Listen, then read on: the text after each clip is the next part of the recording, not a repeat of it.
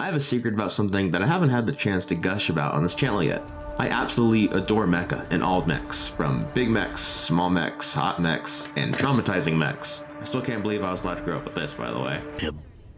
I know it's our job to help this guy and everything, but I think this guy's a lost cause. He's obviously made up his mind. Why don't we just cut our losses and get out of here? I've just adored big robots since I was a child, and as such consumed pretty much all media I could about it. Luckily for me, there's a lot out there to take care of me, such as Transformers, the aforementioned Evangelion, Metal Gear to some extent, and of course Gundam. However, there's always been a big gap in that sphere of media that I love to this day. Gaming. Yeah, it's gaming. Who would have guessed on a gaming channel I talk about video games, huh? Don't get me wrong, I think it's a dead genre. Mecha has actually been represented quite often through various different takes. Transformers had its mixed bag of bad games, but also incredibly good ones, such as the Armada game on the PS2 and the amazing Cybertron series for the 360 and PS3. Gundam games have been around forever with mixed results. Looking at you, Gundam Evolution. Even EA had their take with the absolutely amazing Titanfall. Rest in peace. That perfectly mixed on the ground FPS combat with giant mechs tearing through the battlefield, making you feel that size. But it's dead,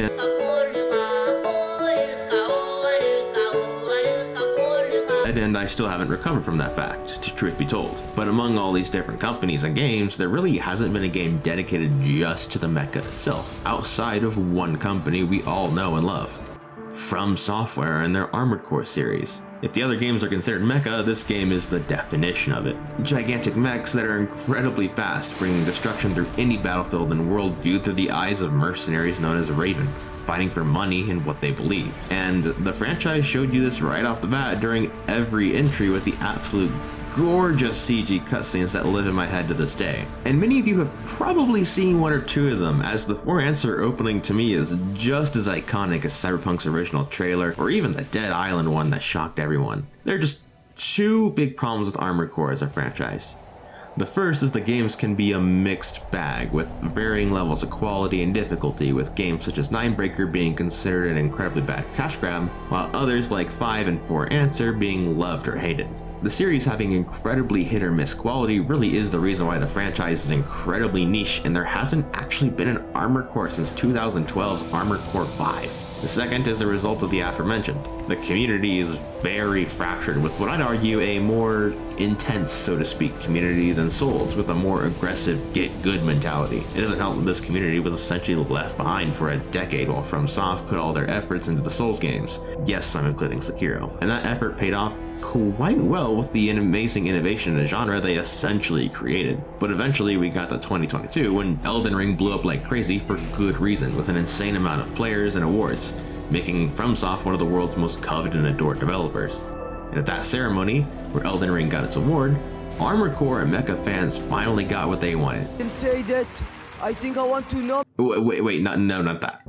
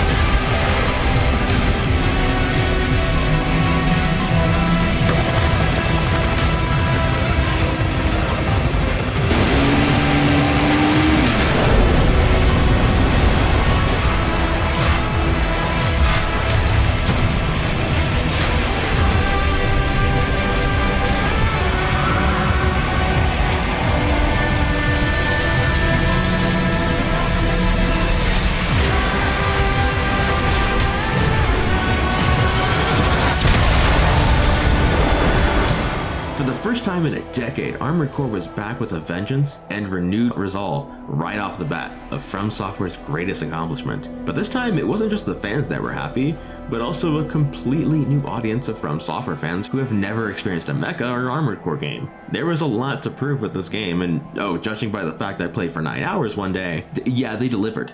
Armored Core 6 brings you silent protagonist, augmented human 621, cyborg-like individual augmented by coral-based technology. to Rubicon 3, a once prosperous world desolated by an event known as the Fires of Ibis, where a resource known as coral that is especially abundant on the planet and viewed as humanity's key to advancement, erupted and engulfed the world in flame. Half a century later, you were woken by your handler Walter to act as an independent mercenary during the corporate invasion of Rubicon by the Balaam and Arquebus groups, along with their subsidiaries Dafeng and Schneider respectively, who seek to claim the coral for themselves and suppress the local desperate population's resistance. But we don't care about any of that. We're just here to claim a dead man's identity and then make our name for ourselves to accomplish our handler's mysterious goal.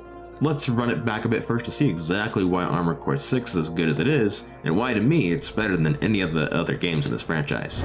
Time to fly, 621.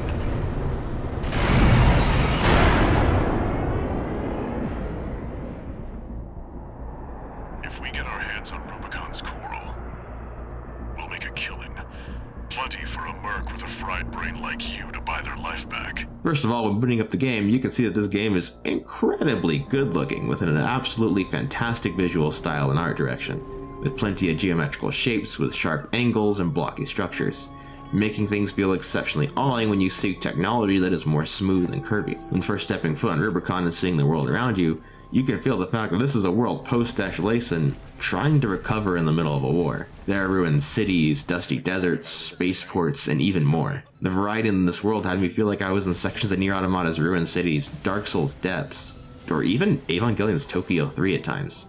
Unfortunately, there are a lot of people who look at these graphics and compare them directly to Nier Automata and say it's bad, and assign From Software need to get with the times and update their engines and graphics. And to that, I disagree completely, as gameplay is the most important thing here, as it's so perfect that you won't even need insane crazy textures because you will be too busy fighting and all this to notice. But even then, the graphics are still actually really good, because like Nier Automata, the art style more than makes up for it, along with the graphics just honestly not being bad. Just look at some of these environments and tell me with a straight face that this doesn't look amazing. Michigan will take command. Commencing operation with combined AC force as per the...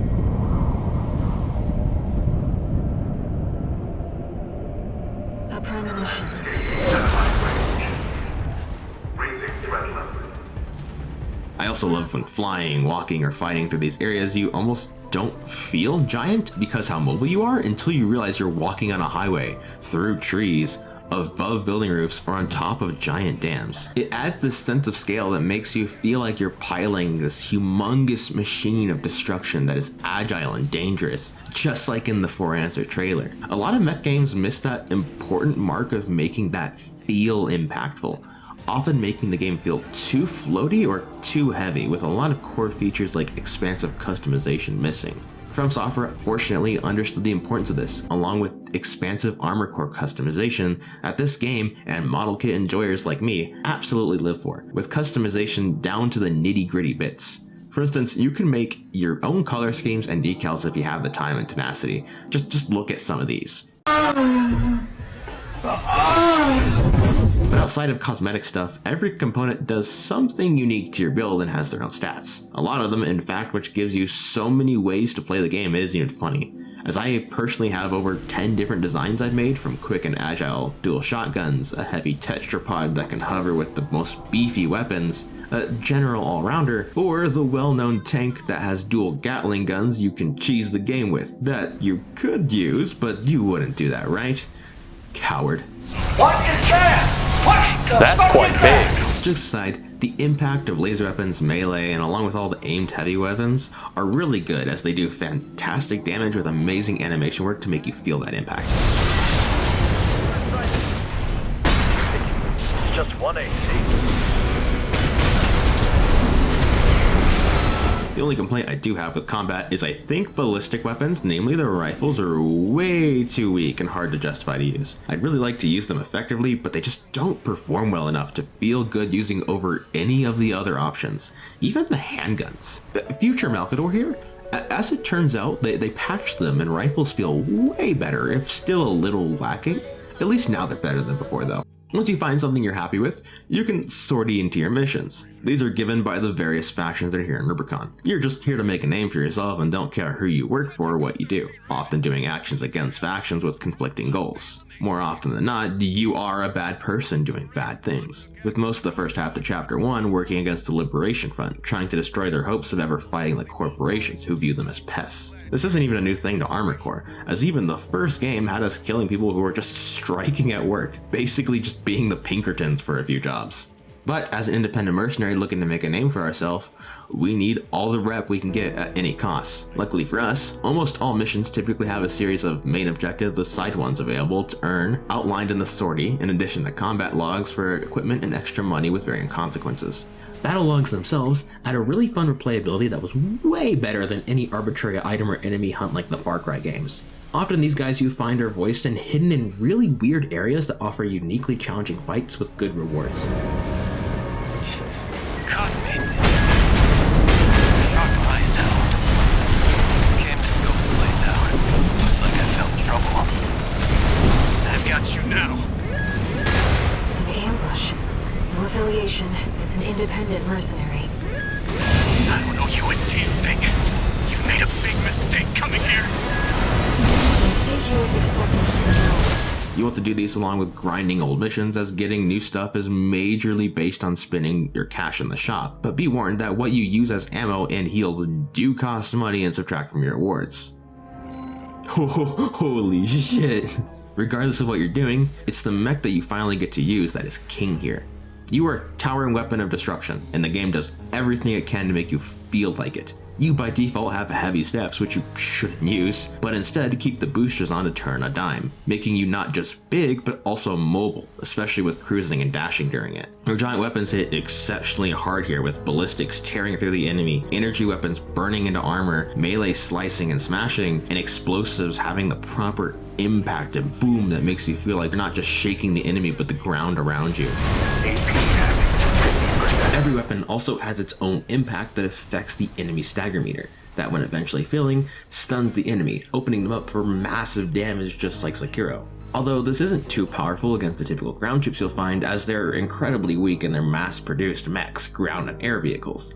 It's the specialized mass production enemies such as the tetrapod that form the more difficult encounters with their large health, fast movement, or heavy weaponry. They can also be supported by gun emplacements or drones that seek to do large damage with one hit that you must dodge if you don't want to lose a ton of your health and get instantly staggered. Overall, the enemies are an organized fighting force that you are more than welcome to tear through in this game's power fantasy, giving you incredible strength to be the driving force on the battlefield, opposed to From Software's recent work where you are very much the underdog. But be warned, because the enemy also has big guns that can do the exact same to you, often being a straight up death sentence on bosses.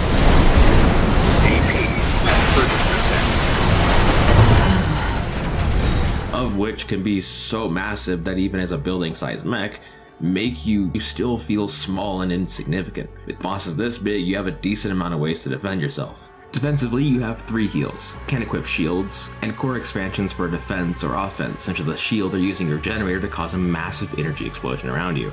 Actively, you have the just don't get hit bozo option of dodging everything you can with your mobility.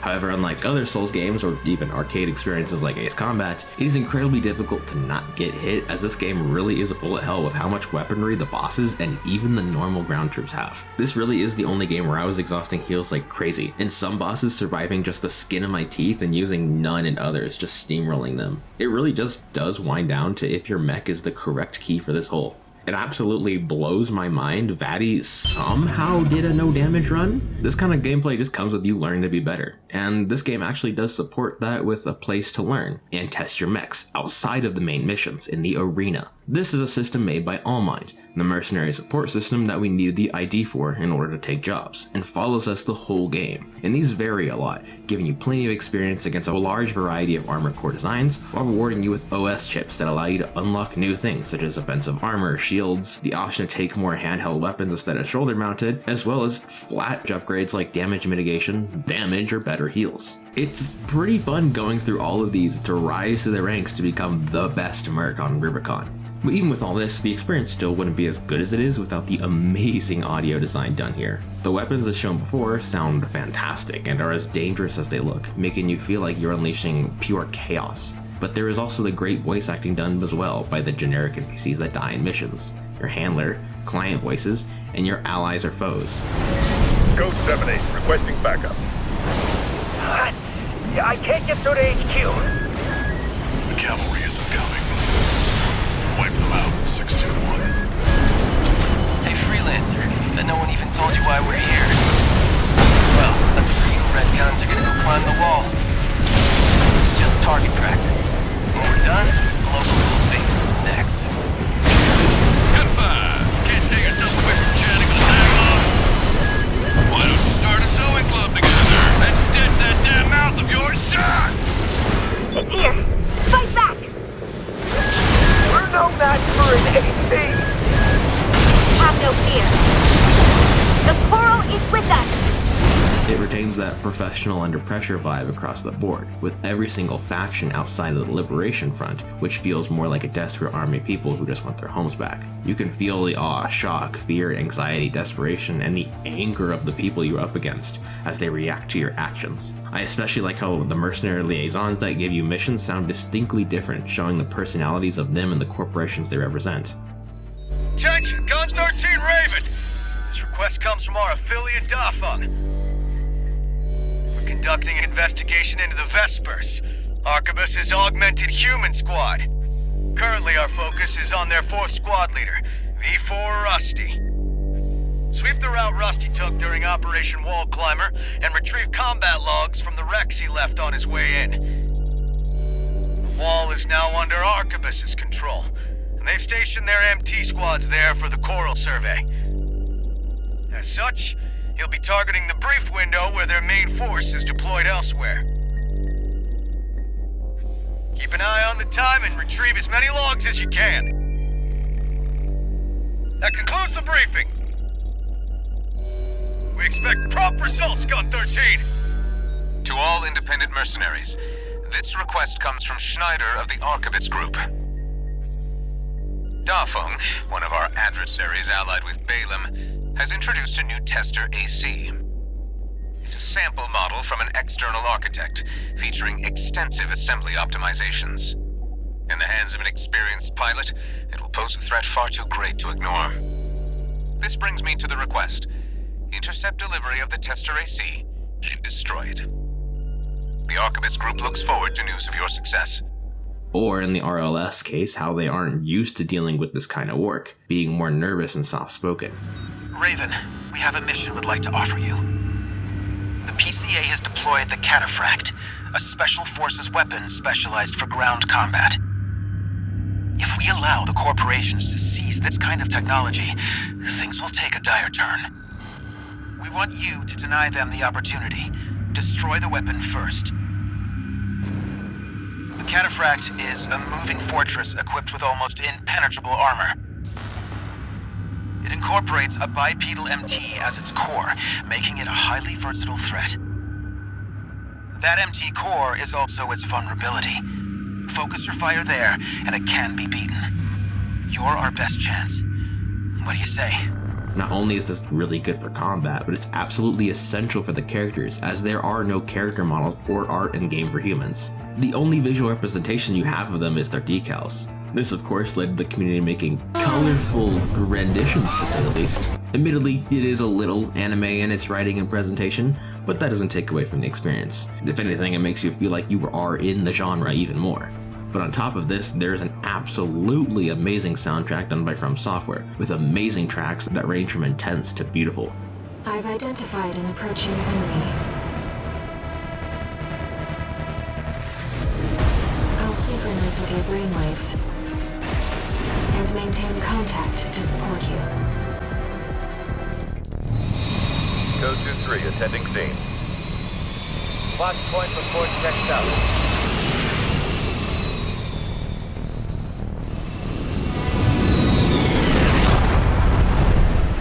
Call sign Raven. Priority subject for termination. High on the list.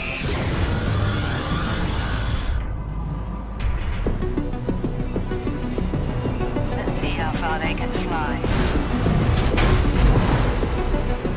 On borrowed wings.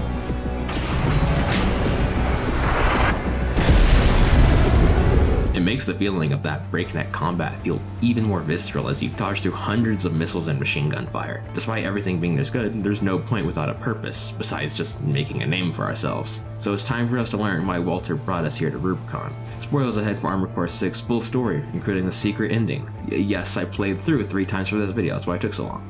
So if you don't want spoilers, which I totally get, go here for some final thoughts, conclusions, and hopes I have for the future of this franchise.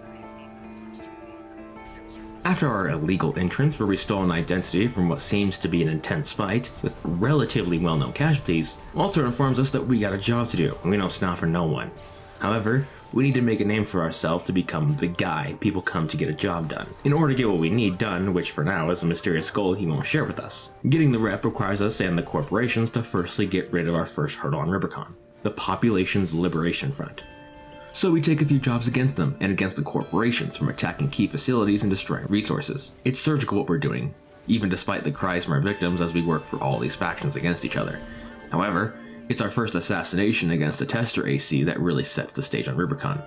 This kid, yes kid, is young with a dream to join Balam's Red Guns. He's an underdog looking to make a name for himself like us. When fighting him, he has dialogue similar to that of R.A.D in the Gundam series, trying to be the main character and overcome adversity for his dreams and the dreams of his friends. I'll do it, Merc. I've been training for this. Red Guns need this AC. I can't fail this mission. Damn it! I can't die like this. I'm not this real Merc. My training is paying off. I can't die to a Merc who can kill for credits. Did I do it? Did I really beat a Merc AC? But this isn't anime. This is Rubicon 3, where dreams come to die and we kill him.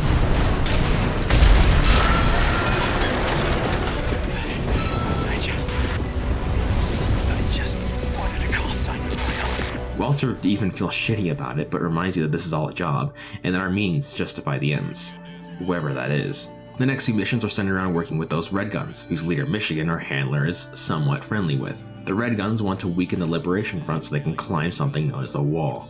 A massive, well, the wall, that serves as one of their strongholds and the major obstacle preventing the corporations advancing to survey the coral. So we get call sign Red 13, the one that was supposed to go to the trainee we killed and are deployed along with 2 other Red Guns, Iguazu and Volta, to a dam of the ROFs to soften their forces. Our first time we get allies in a mission, and they actually do put in work against the enemy and make you feel like you are a unit tearing through everything. For me, this mission was where everything about this game really clicked. The combat, the banter, environment, it all just works here, especially now that you are properly meeting characters, one of which contacts you after the mission. You got lucky, Merc. You were the only warm body they could find. The Red Guns are going to be first over the wall. Have fun watching from the sidelines. Ignoring the feelings part, Iguazu here kinda gives me Asuka vibes from Evangelion, with how spiteful he is of you. We also get to help the Arquebus group weaken the RLF by destroying their massive armed mining ship known as the Strider. Definitely gives Nier vibes here with how absolutely massive this ship is. It's actually here I need to point something out before we continue. You can actually tackle these group submissions as you get them in whatever order you'd like, which can mess up pacing a little bit or make an experience that is ever so slightly disconnected, and from an outside view, given you're told the story through missions. But this slightly disconnected outside view can work in the game's favor, such as our next mission where we get to join Operation Wall Climber itself, headed by this snobby-ass known as V2 Snail. This is an operation of my own design. Consider it a privilege to be called to participate. We learned during our brief that the Liberation Front has highly fortified that wall with a massive artillery machine known as the Juggernaut, and that Balam's Red Guns failed, with Volta not making it out. Given how much we heard about the Red Guns at this point, it doesn't bode well for us, even if we still have support from the Corp's own mechs. The wall itself is massive, with a smaller wall and city in front of it we must reach, while dodging their heavy artillery from above. Admittedly, getting through the wall is actually really easy if you just book it. Exploring the city just a little bit, you can find our first data log of Volta's last moments, telling of how Iguazu chose the right time to desert, and that Michigan really isn't as bad as he thinks, still looking out for his friend, even in his last moments. I really like the data logs in this game as they give a lot of context, sometimes essential to the story. There aren't many that aren't centered around quests, where you gather them, but they're still really nice. Breaking our way into the wall, we finally reach the top, where our ally finally catches up with us.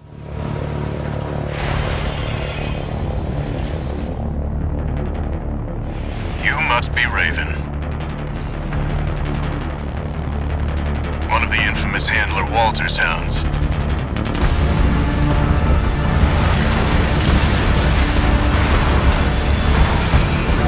Interesting. You ready to climb the wall? One of Arquebus's elite Vespers known as R.A.D, who has quickly become a fan favorite of mine in the community. He pilots the quick steel haze and serves as your ally for half of the fight, so the higher-ups send him away to help, leaving us to just finish the job. The Juggernaut is hefty, with the front being immune to damage, and you can only hurt it from the back. It also has insanely strong explosive weapons that will almost instantly stun you and will place mines if you stay on the ground.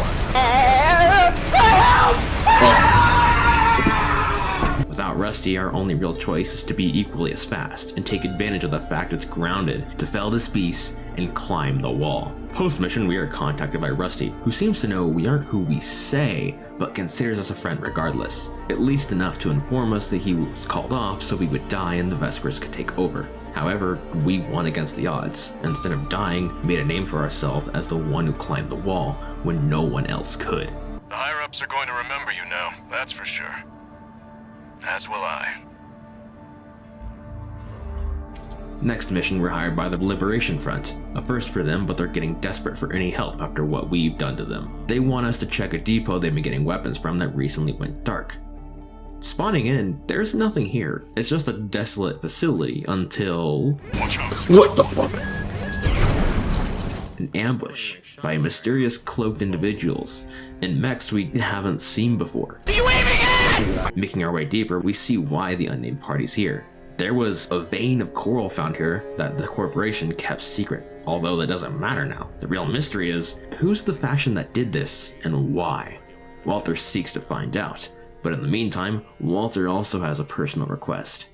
He wants us to attack a watch point, a facility that used to regulate the flow of coral, but now just monitors it. The issue is that this is currently controlled by the Planetary Closure Mission, often called the PCA for short. They are an interstellar organization, dedicated to closing planets off if necessary for various reasons, such as if it is under threat or duress. We know them by being the reason we were shot down on our way to Rubicon. Obviously, given the PCA's authority to close entire planets off, the Corps don't want to get caught here, so this is a solo mission that needs to have no witnesses. Walter tells us we're to just kill everyone. But the objective is to deal with the squad, meaning you really can't actually stealth this because there's an invisible wall. So we take the, it's technically stealth if there are no survivors that tell what happened route, tearing through everything in our way. We eventually reach the watch point, where we meet someone who knows what we're here for. Attacking a watch point. You're incorrigible, Handler Walter. How many of your dogs must I kill before you learn? This is Sula, a fellow mercenary who has apparently put down plenty of Walter's dogs before us, letting us know we're not in fact the first attempt at this. Previous ones he talks about here are even implied to be the pilots in the trailer. We're 619 and 620. Dead? Which ones did I kill, I wonder? His fight is actually pretty intense, as he has so much more mobility than us and is incredibly strong, but still not enough to stop us. Walter, stay away from the watch point. Confirmed. Enemy AC destroyed. It's destroying the watch point, which really brings out all the stops. 621, get out of there.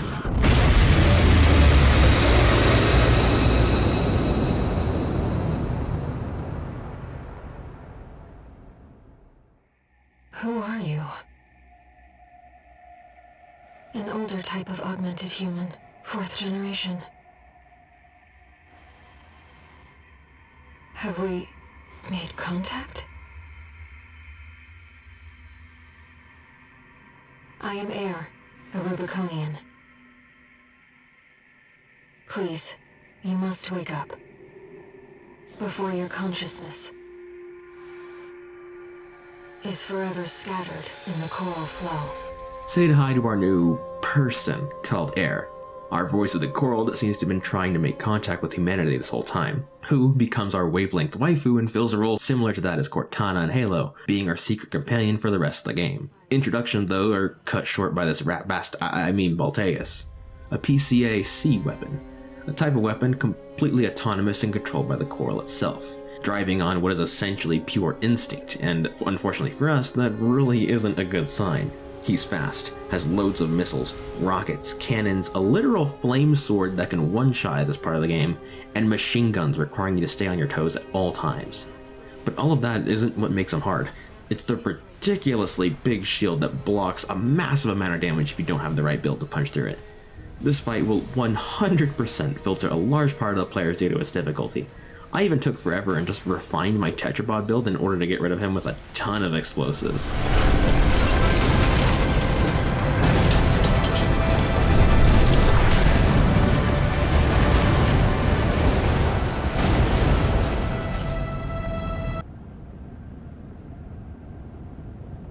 Raven,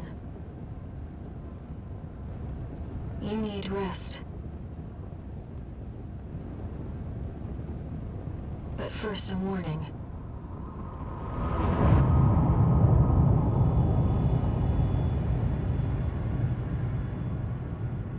The coral surge you were swept up in? That was just a glimpse.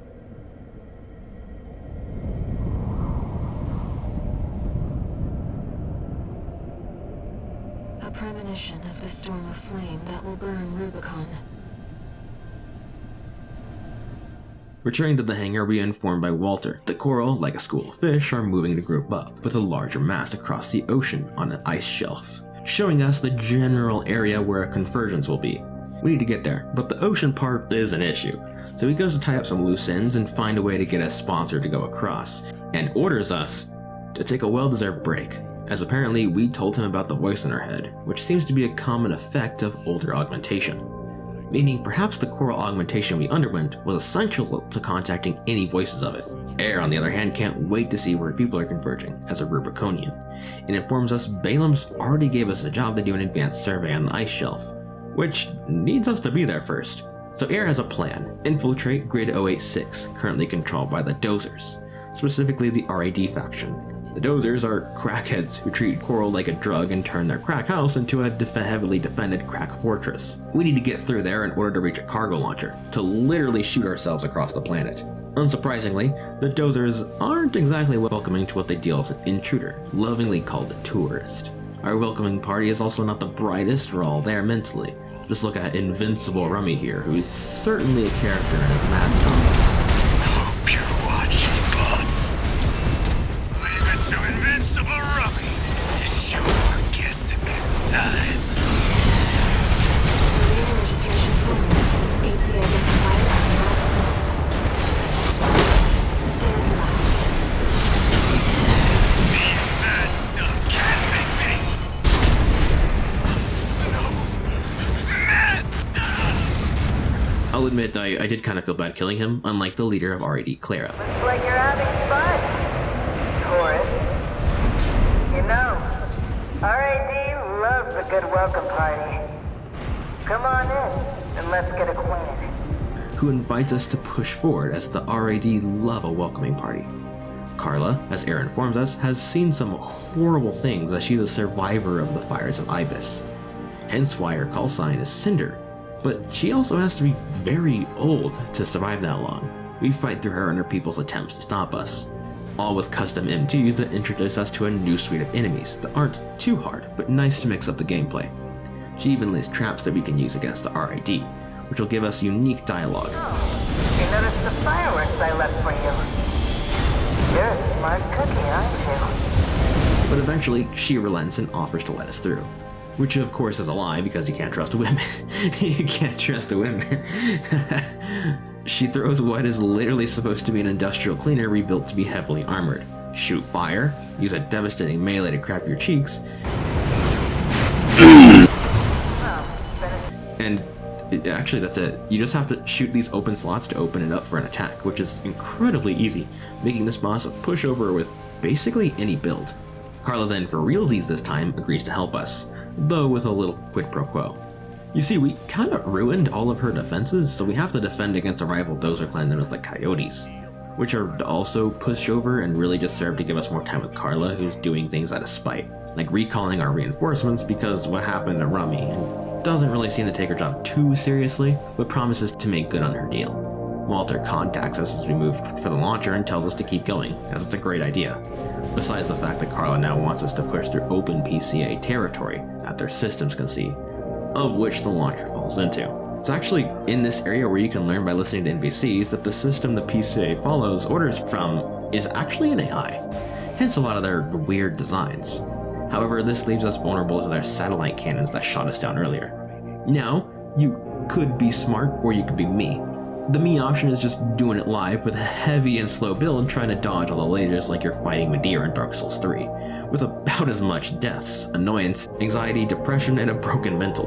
Or you can go under the grid to dodge everything, instead being met with security you have to fight. I do recommend this for the first time just because there's a data log you can find. A log that reveals I'm a lying snake for the sake of the hot anime girls and avoiding spoilers. This game actually does have pictures of the NPCs for the first time in the franchise. These ones with the dozers, besides revealing Carla and a few others' appearances, don't really do much besides adding flair and character to the relationships these people had. For instance, on the one we find, it seems Rummy and Carla were at least friendly with each other, then she let off, even hanging with him despite how everyone talks about him. Either way leads us to this open area, which seems like a breeze. All we gotta do is get in the... Wait. Enemy detected.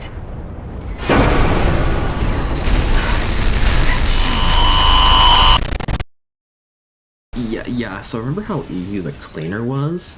Well, this sea spider makes up for that. This is like the complete opposite and probably the hardest boss in the game.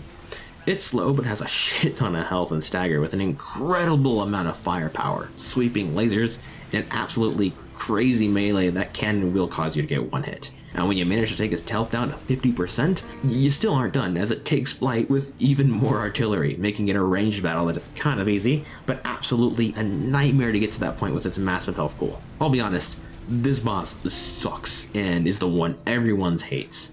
I've heard online it's Az from the sea spider incident, and even my coworkers at my job absolutely despise this thing, with one guy I know being on it for 3 days straight. My only recommendation is to find as much explosive damage like me and brute force the hell out of it. And this is even the only fight where I don't blame you if you use the crutch build because it pissed me off that much. This is genuinely the most difficult FromSoft boss in my opinion, and I pity you when you go against it.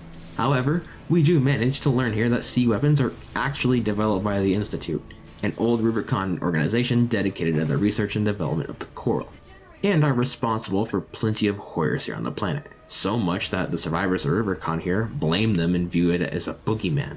By some miracle, I eventually beat it and take the cargo launcher, which Carla helpfully informs us as we loaded, it isn't designed for human survival. But like the sea survivor, we endure. Well, most of us do. And fly through the coral converging over the sea to the ice shelf. Walter was correct in his judgment.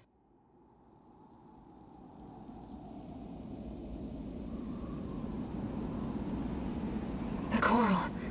It's here, in this desolate place.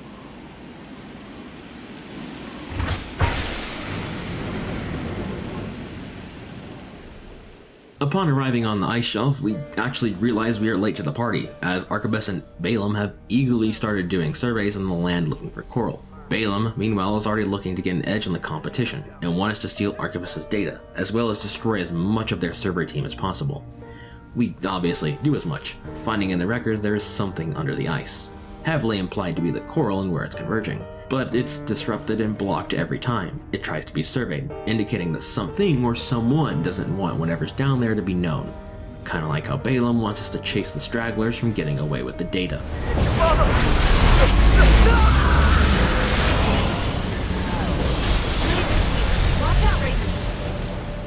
That ship. It's identifying as PCA. The PCA is done allowing the corps to get away with all of what's happened here, and are ready to finally close the planet, introducing us to their specially made mechs that use top-of-the-line technology designed to destroy armored cores, and the mini-boss warships that are honestly kinda pushovers, and just require you to destroy the bridge. Luckily for the PCA, they have a fleet of these warships, and are now moving to exert their authority all across Rubicon, swiftly becoming the dominating force. Over there.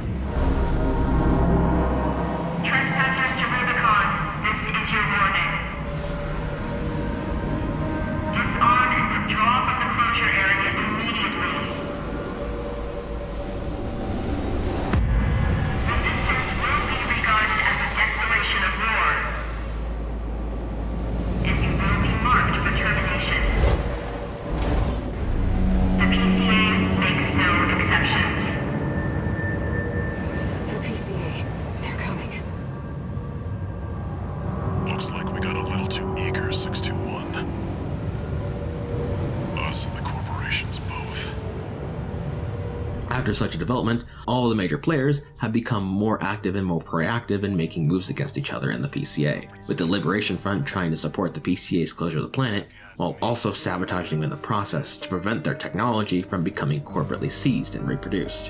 What this looks like for us is attacking a few bases, such as the refueling base, where we learn at the end we are high on the PCA's hit list as they send the mobile Ectromoy AC killers, which we quickly destroy. A little note that I like is that I really enjoy when you beat one boss, it has unique dialogue based on who goes down first, which gives a little replayability.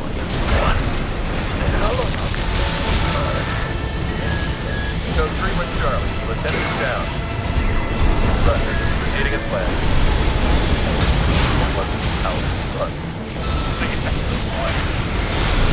Post 3-1A, the Chief Sergeant is down, proceeding as planned.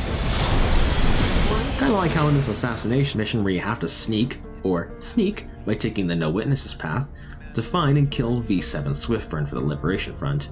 You can find him at the end, very excited to send the Balaam Straggler to a re-education facility that V2 Snail likes to send people to. I see, Balaam. Tired old concern falling further and further behind. I'll have you all sent for re-education. Snail will be pleased to have you. If you ambush him, he's mad, but if you just walk up to him, he thinks you're an ally and sounds like he was AFK in his seat, having to jump back to the mic because he wasn't paying attention. Back to your post, Grunt. I can handle myself, What?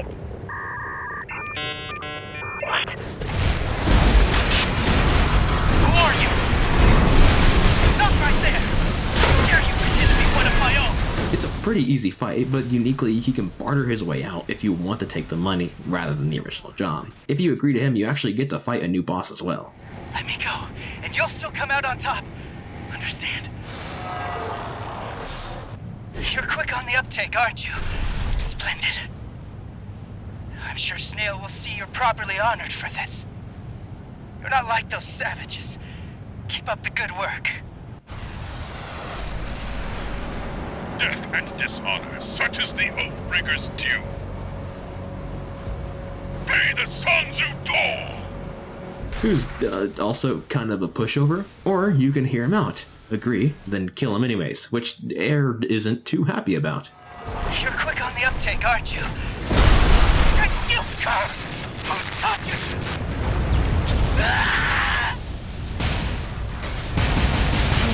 Target destroyed.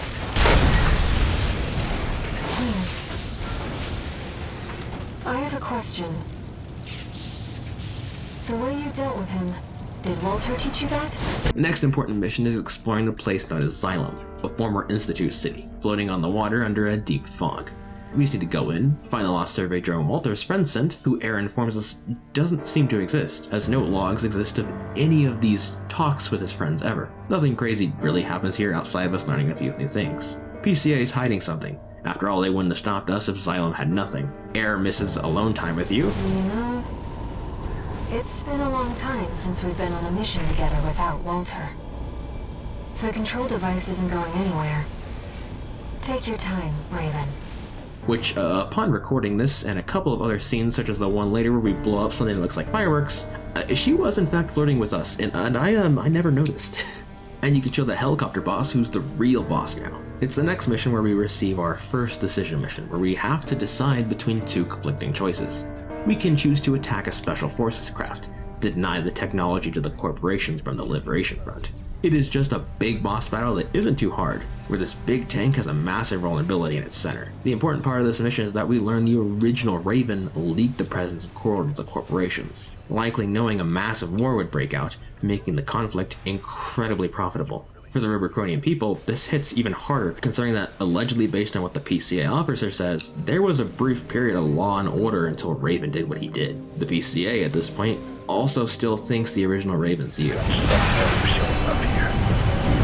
That leak of yours started all. Did you really think we'd let you walk? You made Rubicon Corporation's playground. We had law and order under the PCA's watch. Code 1A, whoever this is, it's not Raven. Regardless, they're as much of a threat to the PCA. It's not more. I don't know what you're talking about, but you're dead. Conversely, we can attack a PCA enforcement squad that took the wall from Arquebus for Balaam, giving them a chance to regain ground and steal the show, as they put it. Completing this mission actually makes the mercenary liaison for the Red Guns, Gun 6 Red, offer you to join them and drop the cursed Gun 13 call sign, where everyone is known to have died or have horrible things happen around them. Gun 13 Raven! That was a beautiful massacre at the wall. You're a survivor, no doubt. Let me give you some advice. Don't settle for being an independent. Join the Red Guns. Have a career. Climb the ranks. Keep that unlucky number, and eventually the curse will get you too.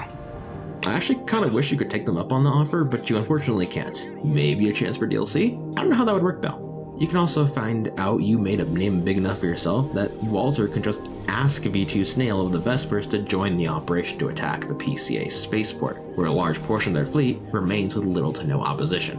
An operation that goes off without a hitch, since the ships are still marooned and are not ready for combat. Even when the PCA deploys more specialty crap to kill us, we have Rusty to aid our fight.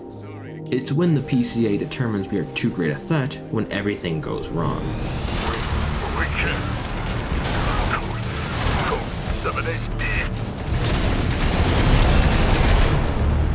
Confirmed.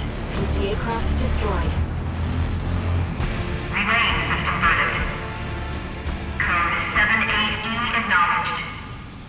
Threat to planetary closure identified. Use of IA-02 authorized. It's underground.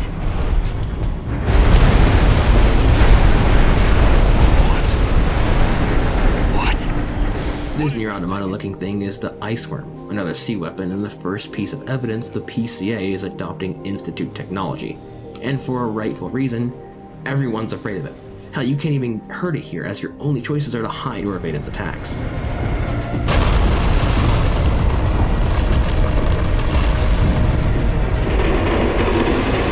Wait, something's wrong.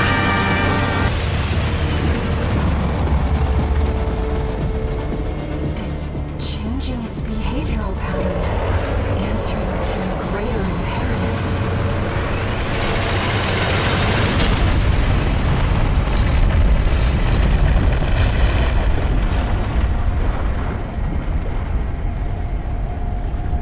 To protect the Convergence.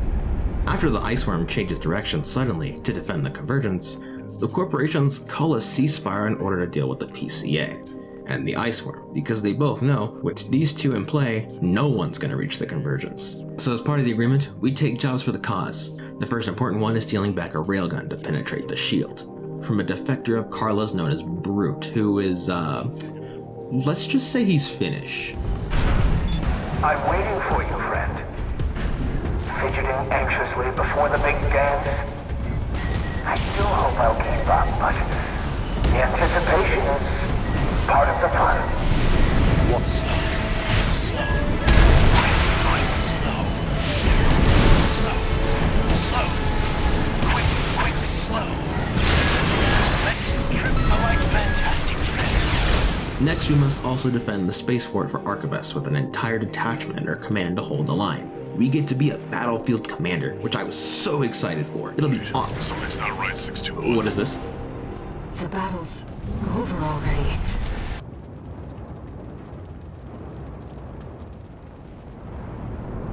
Do you read me, Raven? I've identified the target. That's the mercenary who took your name.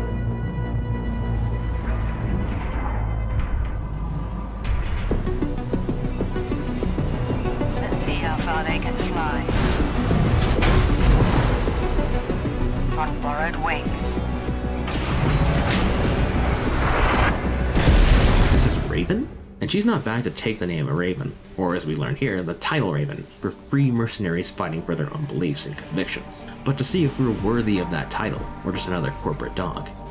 Given that we're the protagonist at this point in the game, we smoke her, and I actually had to slow down fighting her for this dialogue where she revealed all that. The next mission of importance is actually from Air, who wants us to go hunting for data logs in some mines we recently visited while the Corps try to solve the PCA problem. These logs we find actually do reveal a couple of key bits of information on the factions and history of Rubicon. For one, the Father Deloyman, who leads the RLF, is talking with a voice he can see about how he is deceiving someone or someones. This is evidence that the Father not only hated making the Liberation Front essentially a religion about Coral, but it was also likely encouraged by someone similar to R.A.D.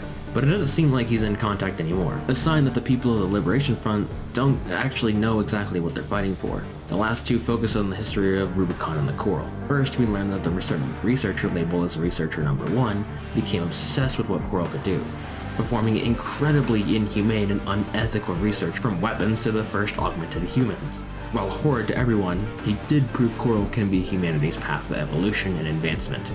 The other is that Coral can rapidly mutate, causing various issues. Namely, it could combust, which was what they predicted here, mere hours before the fires of Ibis, so they deployed something known as the Ibis series to deal with it. To our knowledge, however, nothing ever happened with that since the fires destroyed Rubicon still. This little outing was just to help us understand more about the world. A world that we must return to now that we have a plan to kill the worm. The plan is relatively simple, and once again organized by V2 Snail. He explains that Arquebus is to hold off the PCA reinforcements, keeping them busy and striking their mini bases. We don't hear the rest, as Michigan really doesn't care and interrupts him to give us what we care about more. Fleet and the recently activated. I'll cut to the chase. This is an all-out war against the PCA and theaters across Rubicon. And y'all got the short end of the stick.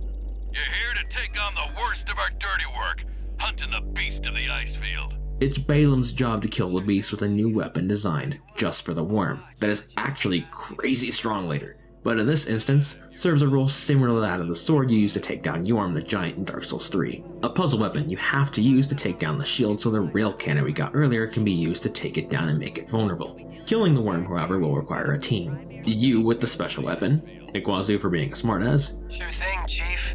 Tell you what, I'll watch and let you know how badly that goes for us. Gun 5, you just volunteered yourself for the front line. Rusty as our railgun sniper, Snail, who thinks he's the only one who should be leader, and Chatty, Carlo's right-hand man who we met earlier when launching those missiles R.A.D said looked like fireworks. Although man is a strong word considering he's actually an AI. This operation will be the first and last time the Corps work together, so it's time for us to take advantage of it while we can. It feels amazing rushing across this field as a squad to take down this giant worm with all of our team's unique dialogue to highlight their personalities. Gun 5, how's the field trip? Got a freelancer to babysit and a Vesper on my back. Couldn't be happier. Cute, Gun 5, you want me to haul your ass out of there? Damn right I do. Is it too late? Don't forget to smile, tourist. The Chief always says, the worst moments of your life could be your best. Don't do this to me, Headbringer. I'm not going down first! Pathetic. Is that all Balam's red guns can muster? Gun 13. Looks like the beast goes on the defensive when it feels cornered. Just so happens the red guns have a saying for this. You beg for your mother, we'll give you another! Which can be hard to focus on while you do the boss's mechanics. You see, this guy sneaks in the ground and pops up to attack, while occasionally using its body to hit you on the ground. Your goal is to shoot it in its ugly face whenever it's revealed in order to down its shield, so Rusty can take the shot with some of the best sound design ever. Sighting correction A-OK. 90, 95. I won't miss. Secondary shield down. This gives you precious little time to get as much damage in as possible, making this a great fight for carrying the most hard-hitting crap ever. Forgetting the weapon isn't the worst, as the mission is technically still possible to do. It does give some funny dialogue though. Gun 13, let's see that fancy gizmo that Arquebus paid the big bucks for. What? You didn't bring it? Gun 13, your ability to ruin my field trips is uncanny! We got to do this a few more times. Unfortunately, Iguazu was the first to tap out, getting downed by the worm, with Snail following after the second time we downed it, which leads the boss into its second phase, which spawns drones and projectiles you must destroy while true soldier Chatty somehow holds on with you. The shield even doubles, requiring you to hit it a couple more times for one last damage phase. This was a fantastic boss that isn't too difficult, but it's more than made up for with the pure spectacle displayed here, and will most certainly never leave my mind. There's just one big problem. Though it was the Ice Worm mission, led by Balam, that dealt the decisive blow,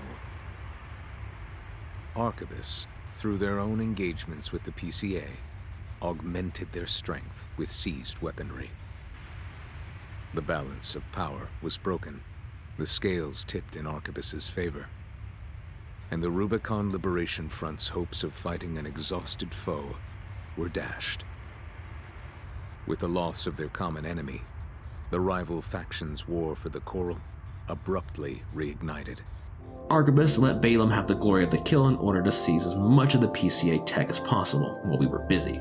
Bolstering their forces with advanced technology, they begin to reverse engineer, making them the strongest entity on the planet, usurping the PCA, making Balaam desperate in a losing war, and dashing the hopes of the Liberation Front of being able to fight an exhausted enemy. Meanwhile, Walter took advantage of the time we were dealing with that worm to discover with all the data and surveys we've done to this point that there is in fact something under the ice where all the coral is converging. He also learned that there's a direct route down there through Watchpoint Alpha, which is heavily armored by PCA leftover autonomous defenses. Arquebus and Balaam both want in, with Balaam rushing ahead, sending a few red guns as well as MT squads because they're afraid of fighting Arquebus's bolstered forces. Arquebus, being more cautious, allows us to be their canary to scout ahead for them. These depths are actually where the entirety of the chapter will be set in, starting off with the descent against a laser cannon, which is an absolute nightmare for me and where I'm pretty sure I died the most. To be honest, the best solutions are to use the shields that are normally useless, or just go down one chosen area and be very, very patient. Depth 2 has us continue down further into the depths, passing by many of the automated systems, and what's left of the Balaam team that made it down, both to my surprise and awe given how annoying that cannon was. It seems Balaam really did like working with you or put faith in you, since the common foot soldiers call you a traitor. Even Iguazu shows his face again as an enemy, and is more mentally unstable. I'd like to get back above ground.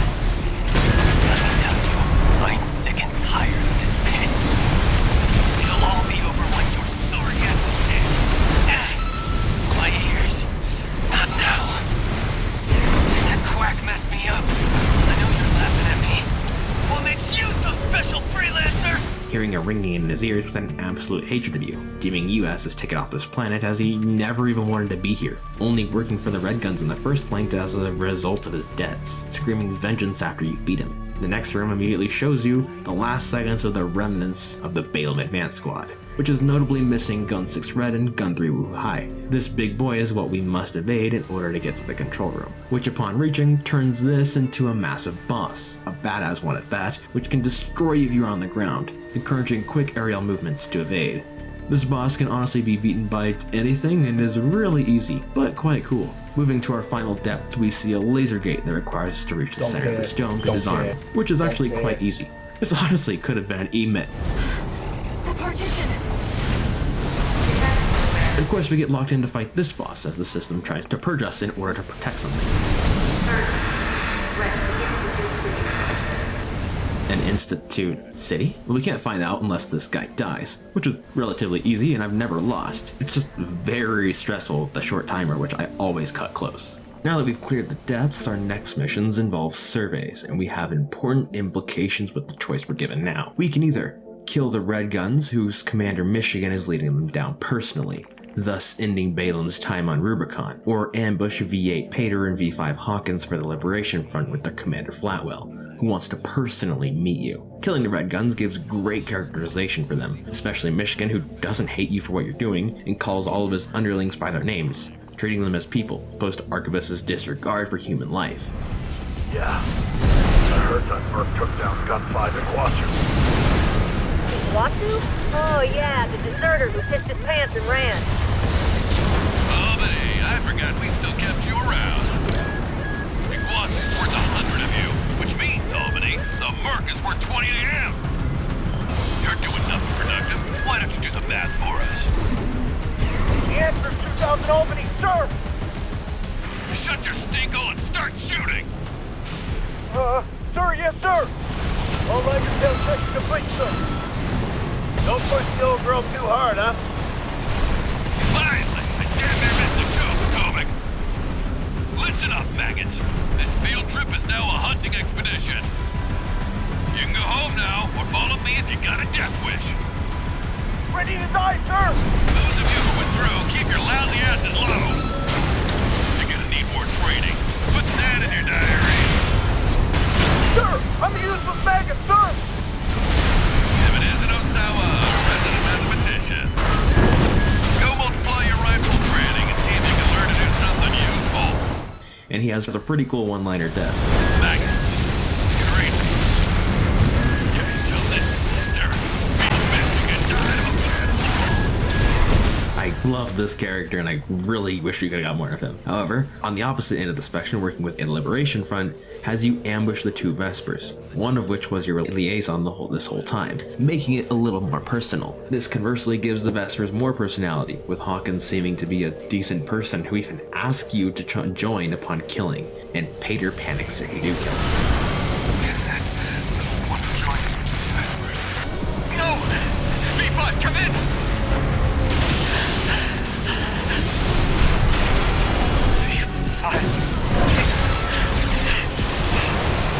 It doesn't sound too bad.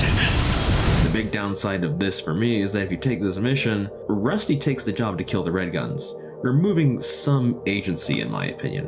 Arquebus's disregard for human life is briefly lifted when they seem to show you concern on your next mission, where they warn you that you are in fact being followed in your survey, but to continue regardless. Passing some exploding bugs, we quickly find this person following us was Rusty, given the mission to find someone who went ahead without permission. Arquebus lied and just wants to kill two birds with one stone, especially since Rusty seems to not care for the company, but he wants to live, as he has a purpose to Rubicon in his own life, which he thinks we do not, and that we're too dangerous to let live. His dialogue here makes it very obvious what purpose that is. I hate to say it, but Rubicon still needs me. So, buddy, who needs you?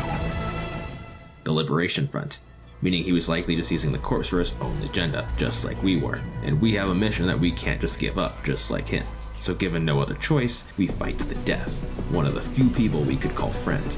He luckily escapes in a cutscene that was actually the only time I had a bug in this entire game. Sometimes it doesn't just work. And we move forward to see the Institute city that was hiding this whole time, with a massive coral siphon in the center that Air knows as hers and all the coral's home. Walter tells us a story as well about a scientist driven mad by the coral and its experiments, neglecting his family. Obviously this is researcher number 1 from the log we got ages ago. But is Walter him or someone close to him? We don't have time to think about it now that it's time to move.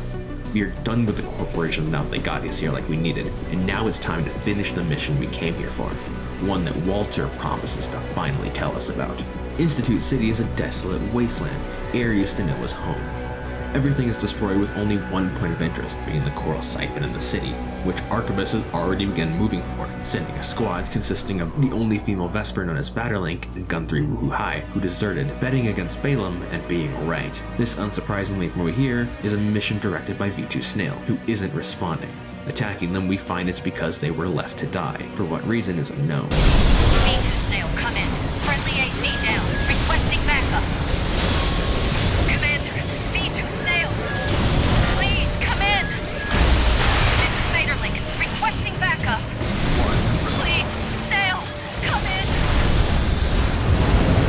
The Vespers left her for dead. That wasn't pretty. Even to Walter, this doesn't feel good at all. Moving to the city and automated defenses, we can find the absolutely nightmarish wheel things that I had to bring out of my repressed memory for. These annoying little shits are super fast and annoying with missiles, guns, melee, and fire attacks that do an absurd amount of stagger and hard to hit. Getting through them is worth it though, because you can find the Moonlight Greatsword, or at least this universe's version of it, and is easily one of the most fun melee weapons, due to it essentially being a ranged weapon that does melee damage and stagger. It's not the best melee weapon, but it certainly is fun. Not far from here, we can find a sketch that shows us the last moments of the scientists of the Rubiconian Research Institute, with a young boy, researchers, and assistants. Given how much Walter personally knows about the Fire Ibis, and the fact he has a cane in the trailer, and how he reacts upon being here, this young boy is likely him. But who is everyone else? We will most definitely know as we get to our true objective, the siphon that is blocked by the Ibis series' last line of defense. A response. It's a sea weapon.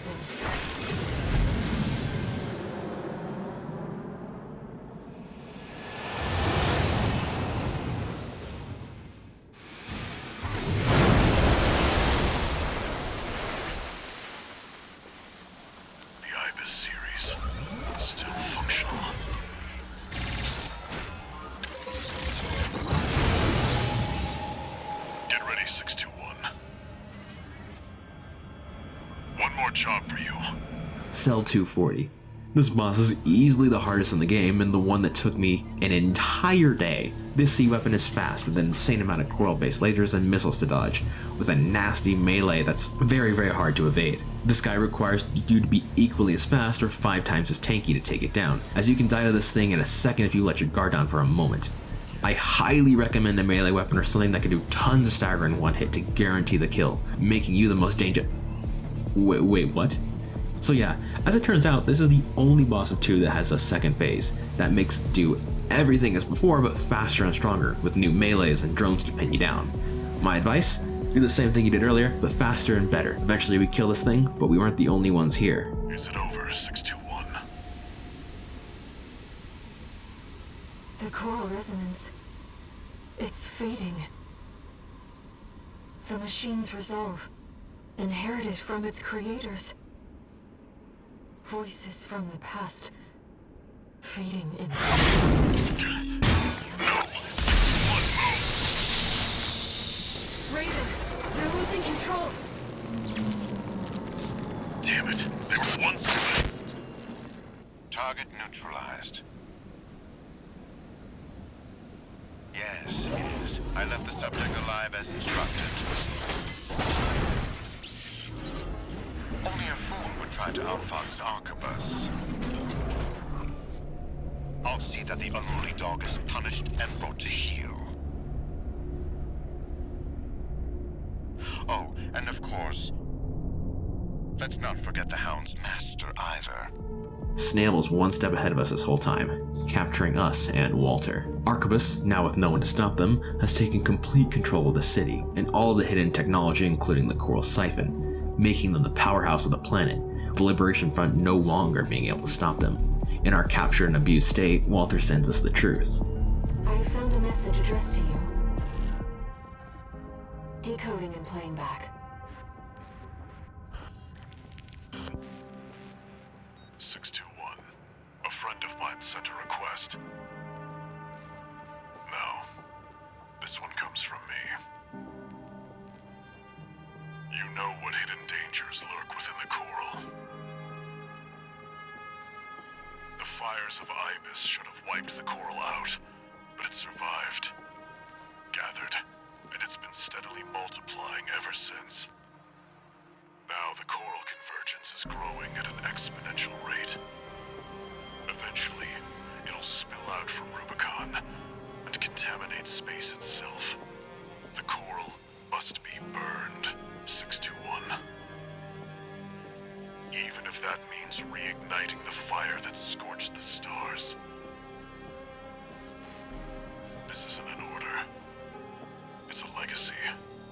My fallen friends entrusted this duty to me, and now it's my turn to hand it on. 621. Feed the fire. Let the last cinders burn. I have one last job for you. Find your freedom. Walter was there at the fires of Ibis and saw what coral really is. The coral, despite the life in it, is dangerously set in a path to combust again, destroying Rubicon. But this time it's multiplying and mutating, endangering not just Rubicon, but potentially the whole galaxy. His mission for all of the friends and family he lost isn't just a mission. It's a legacy to stop this from happening by burning the coral when it's all together in one spot, even if it means burning the stars for one last time. But for us, our job is to find our freedom. Walter, fortunately, helped us with one last contingency as well, leaving us with an armor core to escape, as well as a route out. It's not the best, but it'll have to do for us. We can't really fight our way out with how weak we are, although it gives some interesting dialogue. Instead, we should stealth for real this time to reach our escape, provided by Carla and the R.A.D, who seem to be excited for our escape, but more importantly, a closer ally of Walter's than we thought. She explains upon her return that she and Walter were part of a group known as Overseer, who oversaw the coral and Rubicon waiting for the right moment to strike in order to wipe out the coral forever, by igniting it just like Walter said, which Air is horrified by. She believes in a world where we can coexist with coral, but all they want to do is drive what is essentially her race to extinction. She is obviously conflicted but agrees to work with it for now. Carla needs us to go back to the Xylem, a city that is still hiding one more secret. This mission has us holding the line as Chatty works to hack into it and gain access to all the systems the city has to offer, giving us cannons to help support us. It's pretty easy outside of this insane missile barrage that even on 3 runs I have yet to stop a single missile. Just make sure whatever you have is somewhat mobile and has lots of ammo to break down each assault. Breaking into the system reveals Walter's final gift to us in the world. Good job holding out, tourist. Now I'll show you what this city really is.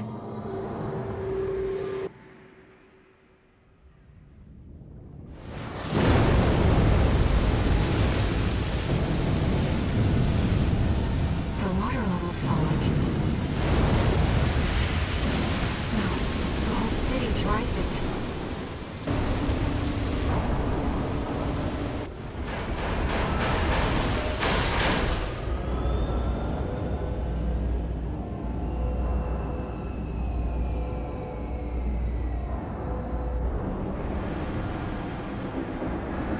You can thank Walter for the tip.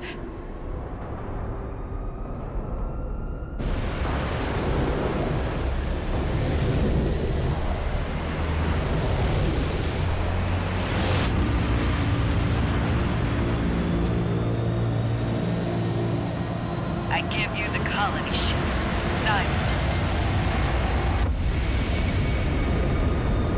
Walter's parting gift. Xylem wasn't just a city, it's a colony ship, which for us is the spark we need to ignite the coral in the siphon by ramming it into it. This leaves us with one last decision. Do we honor Walter's and Carla's last wishes to burn the coral, making it not a threat anymore to anyone? Or do we betray Carla's trust in Walter's wishes, seeking hope that maybe we can coexist? For the sake of the story here, I will burn the coral for a reason I will explain later. Deciding to burn the coral, Air is disappointed. We will no longer hear from her again. Carla instead is our guide, and we must defend the Xylem from Arquebus's attack where they deployed V1 Freud, along with a squad, while the main forces deal with the Liberation Front's last stand. We defend the left wing while Chatty has the right, and the Corps are no longer using their tech but all PCA equipment that by this point we know how to fight, with Snail not even offering to help the men who are desperate for help as we cleave through them because of his full faith in Freud. Killing a few pushovers, we regroup with Chatty, who we save, right before the big man himself shows up and kills him anyways. Must be Raven. Never sparred with one of Walter's hounds before. This had better be worth it. Freud is ironically the strongest Vesper in terms of ranking, and is supposed to be legendary. But in game, he's one of the easiest bosses that you can beat with literally anything.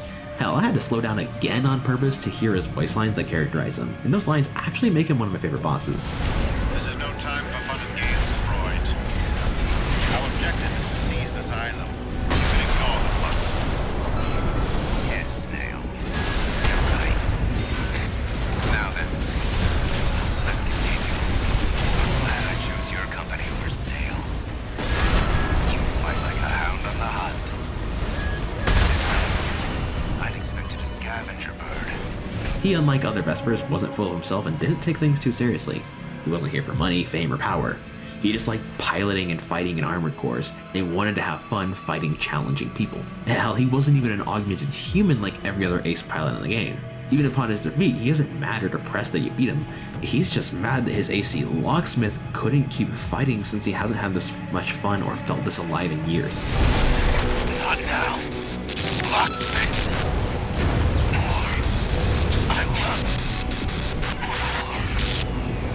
It's actually similar to Carla's dialogue where she realized that Rubicon is a place where dreams go to die, so it's better to get your laughs in while you can and enjoy the time you have, because the serious one died first, just like that kid in the beginning, covering up that she's actually quite depressed. Next, we have to defend the Xylem against the fleet Arquebus has taken from the PCA, except it's all in the sky, and the coral makes it so our generator has infinite boost. Yeah, this section is pure power fantasy, just downing ship after ship, competing with Carla. Sadly, our fun is dashed when someone arrives on the deck, someone who we all know too well.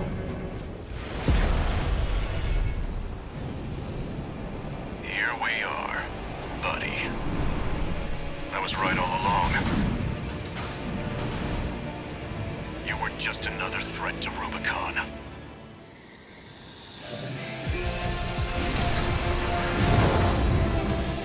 Rusty's back with a vengeance, armed with the Liberation Front's mechs that have been supplied by Corps looking for the right moment, namely Elcano, one of the few Rubicon-based companies with designs made specifically to fight Arquebus equipment. And we proved that he was right with our actions. We are a threat to Rubicon, and he has no choice but to stop us. Back with this amazing theme. It's his in-combat dialogue where we learn that he was in fact using the Corps to end the justice of what's been done to the people of Rubicon. But is glad we found our purpose, even considering us a friend in his last words. I'm just out of reach, buddy.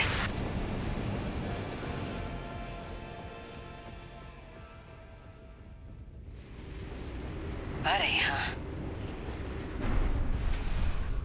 Do him a favor, tourist. Remember him.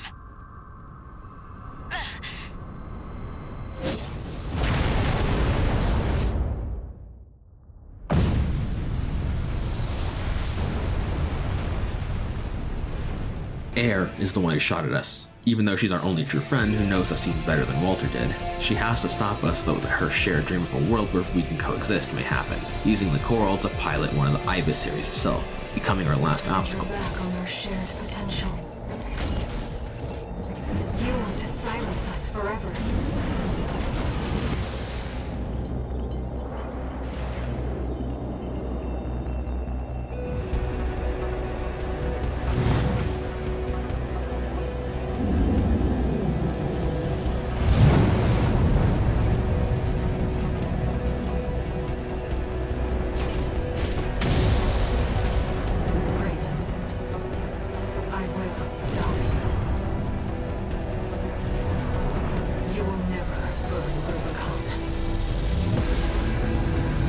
She's quick with plasma weapons, missiles, lasers, and a heavy coral sword. She can even dash straight at us and make after images to overwhelm you. She's incredibly strong and can one-shot you if you aren't careful. Oddly enough, she doesn't fight like other sea weapons. Instead, more like a piloted armor core which you can use to your advantage by using the same tactics. Don't get caught, stay mobile, and keep shooting. The spectacle and fight here is just fantastic, and in the game where we begin in Rubicon's upper atmosphere. But in the beginning we brought war and destruction. That now, in the end, we're ending through total destruction of everything here, which Air can't stop.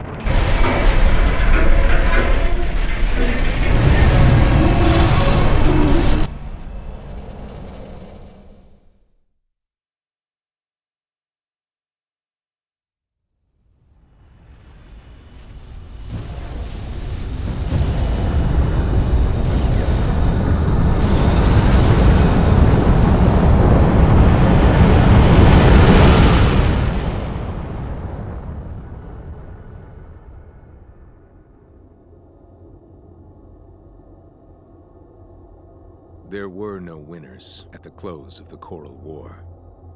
When the storm of fire finally faded, only the ashes of civilization remained.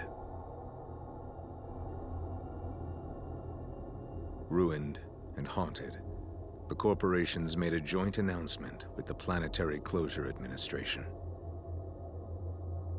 Rubicon was to be abandoned, left a dead planet forever.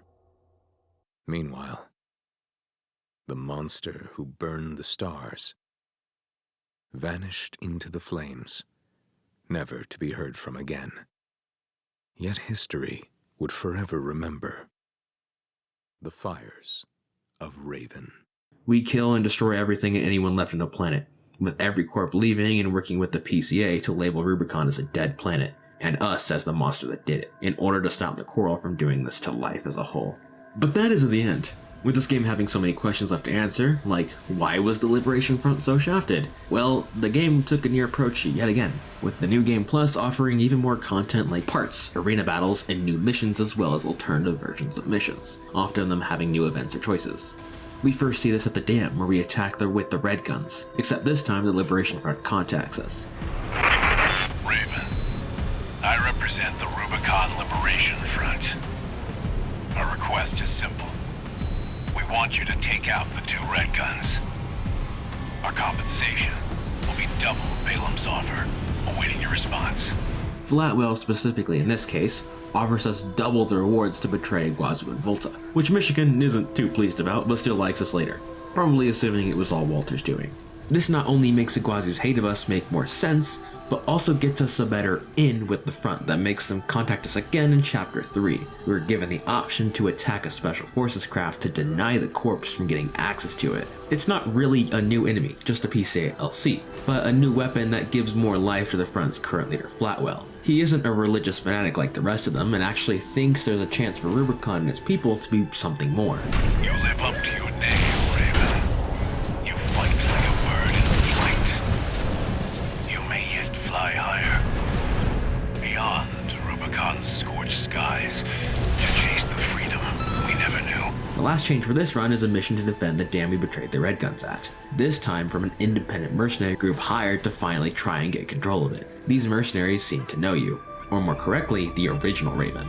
It should be no surprise then that we actually meet the Raven's operator here instead. She doesn't have new dialogue outside of talking to the new mercs we're with, but it's after where the information comes out from Air. That's important.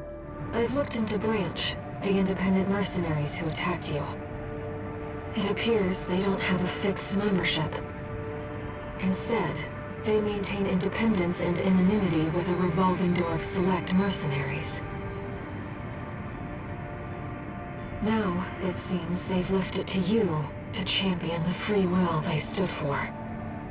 Sooner or later, you'll have to make a choice no one can make for you. When that time comes, I hope I can support you. Raven. They are part of a group known as Branch, which we can see in this log. They are an independent mercenary group fighting for whatever they believe in, likely led by Raven. Now that we killed them all, it's now our duty to carry on their dream and legacy as the new Raven. And that's the last new mission. The next change doesn't come till much later when fighting Rusty, where he gets supported by Flatwell in the middle of the fight, who's half health, likely from the ambush on Pater and Hawkins. This reveals that Rusty is in fact Liberation Front much more clearly and early with Flatwell not wanting to kill you, seeing something good inside of you. But let's take a quick break to do the new arenas, which give us designs not just of mercenaries, but also designs that All Might came up with itself. The description tells us they're looking for something, namely the merits and values of autonomous versus piloted ACs, and which is more harmonious when controlling it, but why? For now, let's skip to the end since there are no further changes, and decide to take all the Liberation Front missions and a go against Carla. We attack the Xylem this time, taking the same route, intending to take control of the ship to stop its flight, and fighting Snail along the way, who in this case deployed along with the team up top, because Freud was needed on the ground where the Liberation Front is putting up a much stronger resistance, with their new tech and forces we saved, inspiring the people to rally. Snail is also a pushover, but Carla and Chatty are not. I don't know what you're up to, but you better make it worth it. They actually, to me, are one of the hardest bosses due to the pure amount of missiles they have. I recommended keeping low and whittling down their health slowly one at a time. Killing Chatty actually makes him laugh for the first time, showing real emotions for an AI in his last moments, which pisses Carl off. Jeez. Can I hear laughs? Well, you can. Chatty! You've done it now, tourist. Conversely, Chatty shows emotion if you kill Carla, but this time it's a rage. Regardless of what you do, Chatty locks you out, making the destruction of the Xylem our only option. This is actually where it makes more sense to do all the Liberation Front and New Game Plus missions with this ending. Air rallies the people to you now that you've become well known, and for good reason with all the help you've given to Liberation Front. But these missions are only available in New Game Plus, outside of a few in the main story, and are required for this ending if you do it on your second run. This might be because, in the game files, this ending was only possible with New Game Plus originally, which makes way more sense to me, as if you do it the first time like I did, it actually makes zero sense that the people would work with you. You literally spend the whole game killing them, doing maybe one job or two for them. A little oversight, but in the end it's worth it when the first man to respond shows himself.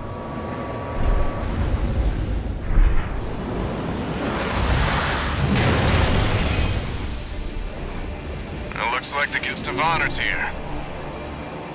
Hey, buddy. Never thought I'd be rubbing shoulders with the liberator of Rubicon.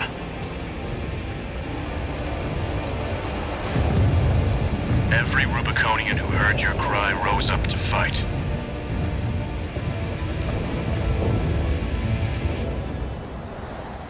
Let's show them there's a future for Rubicon beyond these scorched skies. Not gonna lie, this scene made me a tad emotional for some reason. I personally believe it's because the benefit of New Game Plus system gives you more time with each character, making you more attached. We fight some old foes with him while we take out the Xylem systems, making short work of them. He eventually flies off to deal with that fleet from the other ending, leaving us with, Snail again? You can't keep getting away with it! You're below that. You can't keep getting away with it!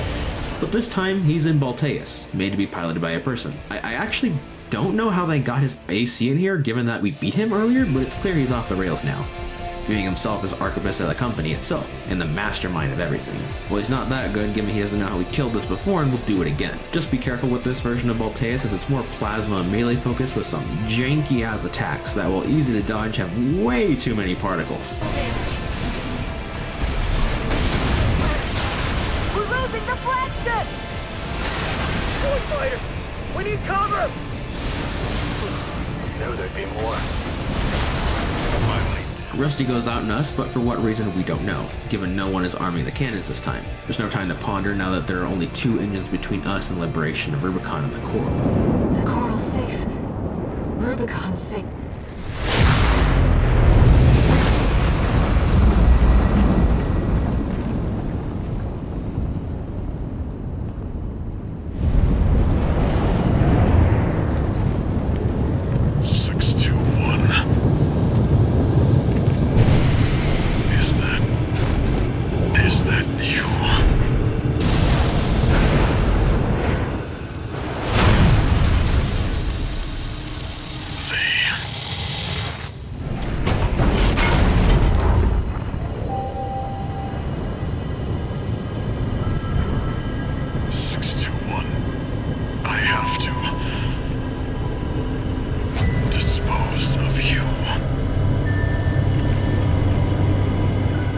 Encounter is Walter in his Coral-based Ibis series, who, as you can tell, isn't all there, actively trying to resist and get a grip on what's happening.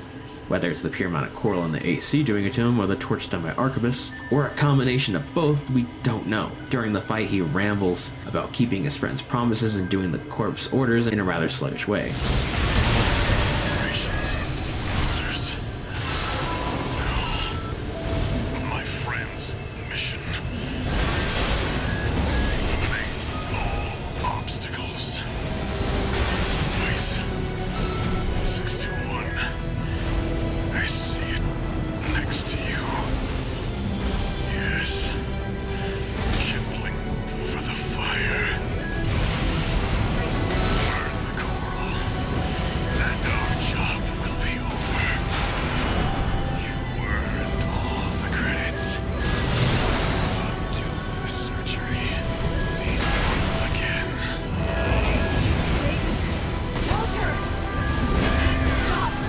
This is also the only indication we get that the surgery of augmented humans can be undone. Still somehow keeping a hold of what his real mission is, whether by pure resolve or a broken state of mind, his fight reflects this as well with his sluggish movements that are easy to dodge.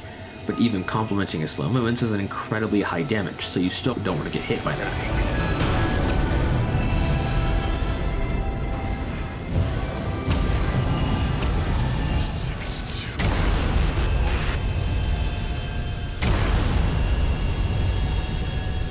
Finally downing him, he moves to finish us off, but sees air as a result of his Coral high in experimentation.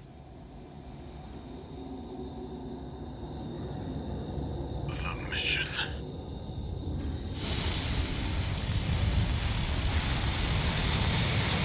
My friend's wishes.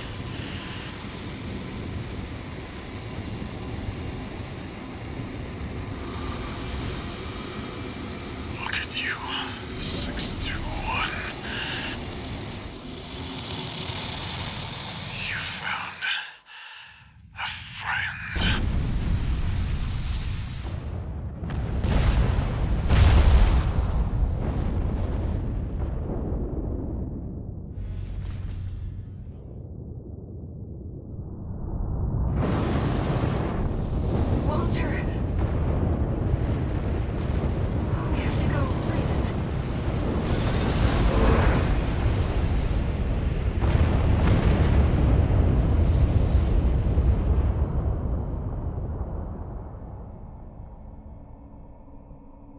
and lets us go with him dying in the flames, allowing the Rubicon to be free and the future with Coral to exist. People may ask why he did this, but the answer is, if he is in fact the child in the photos from Institute City, he was going off a drive to end the Coral threat for everyone he cared about because he witnessed in person. A drive that he sees in us upon witnessing us in air opposing him, seeing the same future that we do. The soundtrack title for this part is The Man Who Passed the Torch, and that is exactly what he's doing here as a final part of the story. I won't lie, this part actually made me tear up a bit. This hurts even more now that I've reread this script and worked on this video and realized as researching more and more that Walter was supposed to be like a father to us and slowly warmed up to us, treating us more and more like an individual and wanting to look out for us. Like when Walter told us to find our freedom and gave us all the tools to live a free life and make our own choice, as well as telling us the truth that he never really told anyone. Hell, I personally believe that Walter was setting up for success as soon as we landed on Rubicon, and that the reason we were put with so many missions with Michigan and the Red Guns is that we were supposed to be left with the Red Guns to take care of us when this was all over. And that's why Walter sounds so betrayed when we do decide to kill Michigan and the last of the Red Guns, even making me consider it an option as the best ending. Some of you might have actually noticed I didn't label which ending is the good or bad one, and that's for a reason. Technically, Fires of Rubicon is bad and Liberator is good. However, in reality, both have problems. Fires of Rubicon frees the solar system from Coral by burning it to ashes, a massive cost, but not final given that Coral is implied to exist in other places that could be having the same issues forever. Meanwhile, Liberator of Rubicon simply delays the inevitable. Sure, you won the battle for the RLF and drove out the corpse, but in reality, this won't last long. PCA will be back, and given the amount of Coral, it won't be a surprise if the corps make another move, or if new ones try to take advantage of the situation. There's also the issue of the Coral mutating and us having no real solution even with air at our side. Both of these are open-ended just like From Software games always are, so it's up for your interpretation on how it should end. But if you want to go the extra mile to learn more, there's one final job Rubicon has in store for us. Starting from the beginning, we can see some differences in the main story if we snoop around. On our first cleanup mission that honestly could have been an email, we can find a secret craft where we first landed on Rubicon. This mysterious craft is identical to the ones we found at the depot later. Someone's obviously been watching us, but we don't know who yet. For this run, we'll also betray the Red Guns, ruining Michigan's field trip yet again. This opens up the option to defend the Strider for the Liberation Front instead of attacking it. Except this is ever so slightly railroady, and we arrive just as the Strider is being destroyed, possibly proving Walter's point that the Strider was built to fail, being relied on because of desperation. The real problem arises when we see the culprits behind the attack. Institute Tech, namely the annoying as hell wheel guys and these two MTs we see once. But this time there's a metric shit ton of them. Yeah, this mission's actually one of the worst in the game because it's so ridiculously hard. This took me and most people way too many tries, and I actually think it had to brute force it in the end. You barely even have time when getting through all these enemies to process that someone or something is acting early. And given the PCA and RLF's interests in mind, who could it be? The Liberation Front contacts us again in Chapter 1, wanting us to return to the contaminated city the game started in to escort a helicopter in order to rescue some high-value prisoners Balam's holding there. Through this mission, we learn likely why the conflict here at the city was so bloody and why so many mercenaries died or were downed here. The Liberation Front not only had many of their well-known fighters here, such as Z, who we can fight in Run 1 and 2 during the survey for data on Rusty, but also the leader of the Liberation Front himself, whatever his name is, who we have only ever heard about. He, most interestingly, seems to be aware of what the Coral will do, warning us all. Father Dolmayan has been extracted. Thank goodness you're safe, Father. Coral abide with Rubicon. You don't know what you're saying, girl. There'll be nothing left but dying embers. Just like Overseer, which his allies, likely due to their cultish belief in him and the Coral, think is just a result of trauma. To add salt in the wound as we escort him, we also fight Gun 2 Nile here, taking away another one of Michigan's friends and one of Balam's key figures. Where things really begin to get interesting is with our first independent mercenary quest from a person known as Kate Markson, a merc with zero data in the All Mine database and no known history Walter can find. She wants us to ambush the PCA mandatory inspection squad sent to the Boss arsenal we checked out on before. Just looking at her decal, we can figure out she's likely an agent of All Mines, and using that big brain of ours to determine that those crafts that were here and the ones that stalked us in the beginning are probably All Mines keeping an eye on us. Kate herself is even piloting an AC beta mech we saw in the arena, and even has the same voice actor as the All Mind.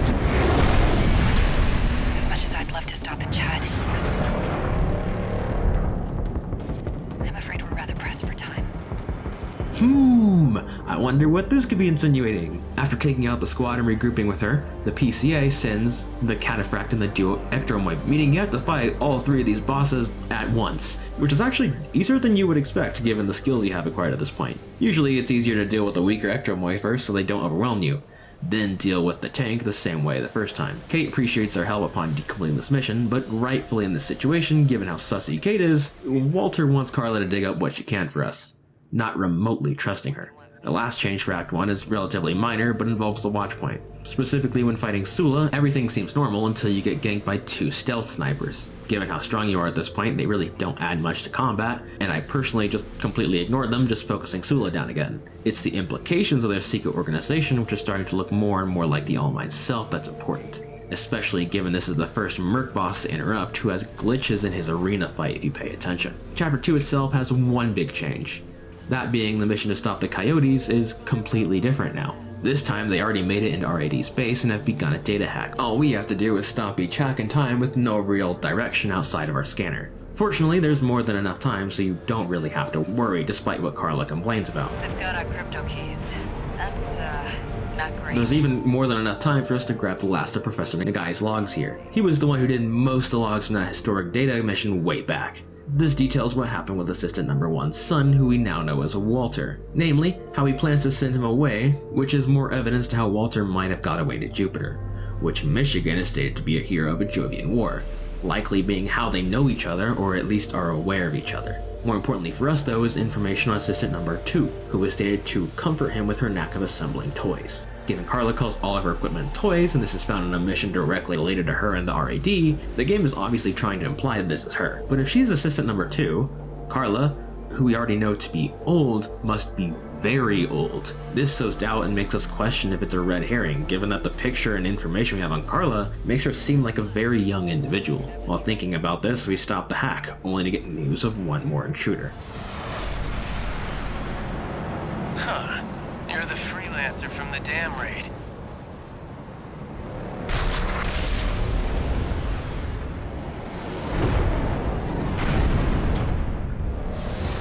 And here I thought I'd just make some extra scratch. Guess I can settle the score at the same time.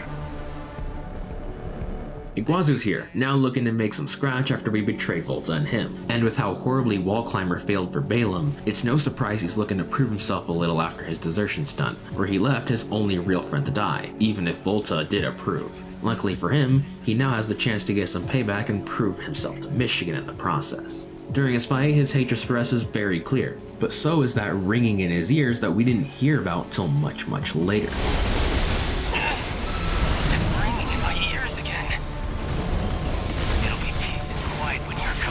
Our little duel to his annoyance is interrupted by a squad of stealth mechs who we have discerned to be under All Might.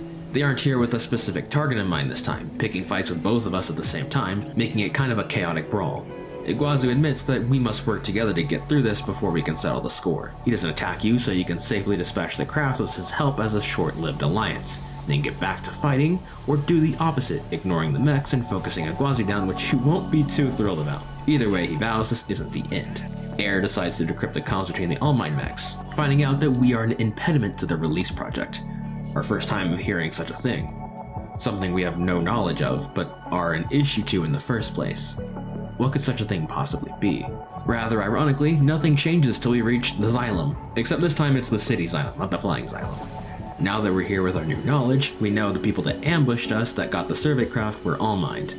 This isn't really important or changing anything, but All Might interrupts Walter when we usually get him back, and helps us with a warning that we were followed. When the PCA helicopter normally arrives, Father Dolioman, who we saved in the prisoner rescue, takes it down and attempts to kill us.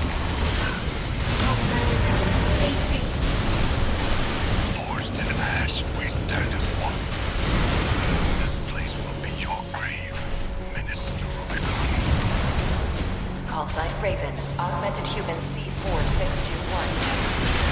Please destroy the hostile AC.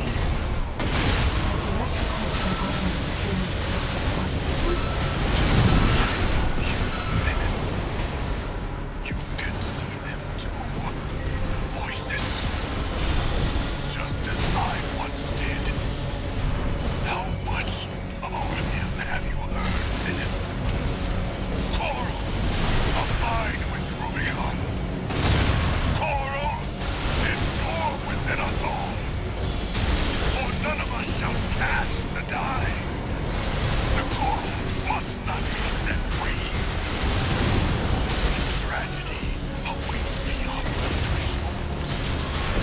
Father knows that we know about the Coral, stating that he was once in contact too. This was likely because he was a dozer who used Coral addictively.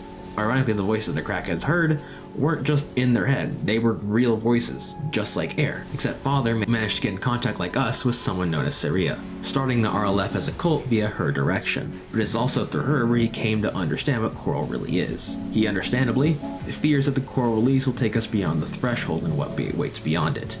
A common phrase when referring to change, likely referring to the mutations Coral has where it absorbs consciousness. Killing him, we're informed the symbiosis the RLF seeks is just an exploitation and suppression of the Coral. Whether that can be believed is up for debate, since All Might has been making moves in its own interest in the Coral.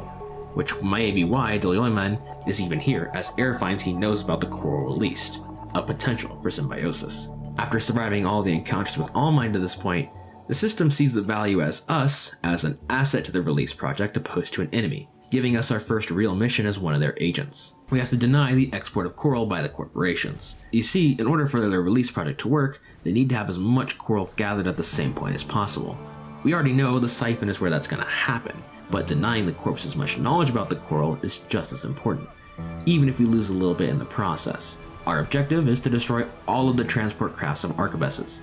At this point, they've also begun to adopt PCA tech, which they themselves admit they don't know how to use, having received no training at the moment. We're losing them. Where's our backup? They never trained me to pilot a PCA machine, pal. Perfect moment to strike and remove as many obstacles as we can early on. The crafts themselves are super weak, but there are a lot of them at multiple elevations. Just get something quick that can cruise for long periods of time with plenty of ammo to handle them all. Air during this mission ponders our briefing, mainly that the freeing of the Coral will lead to symbiosis. All Might promises after we destroy all the Coral that their sacrifice will be rewarded and we will meet again. Air also finds Kate doesn't exist, at least not officially, further providing evidence she might not even be real, potentially the All Might itself.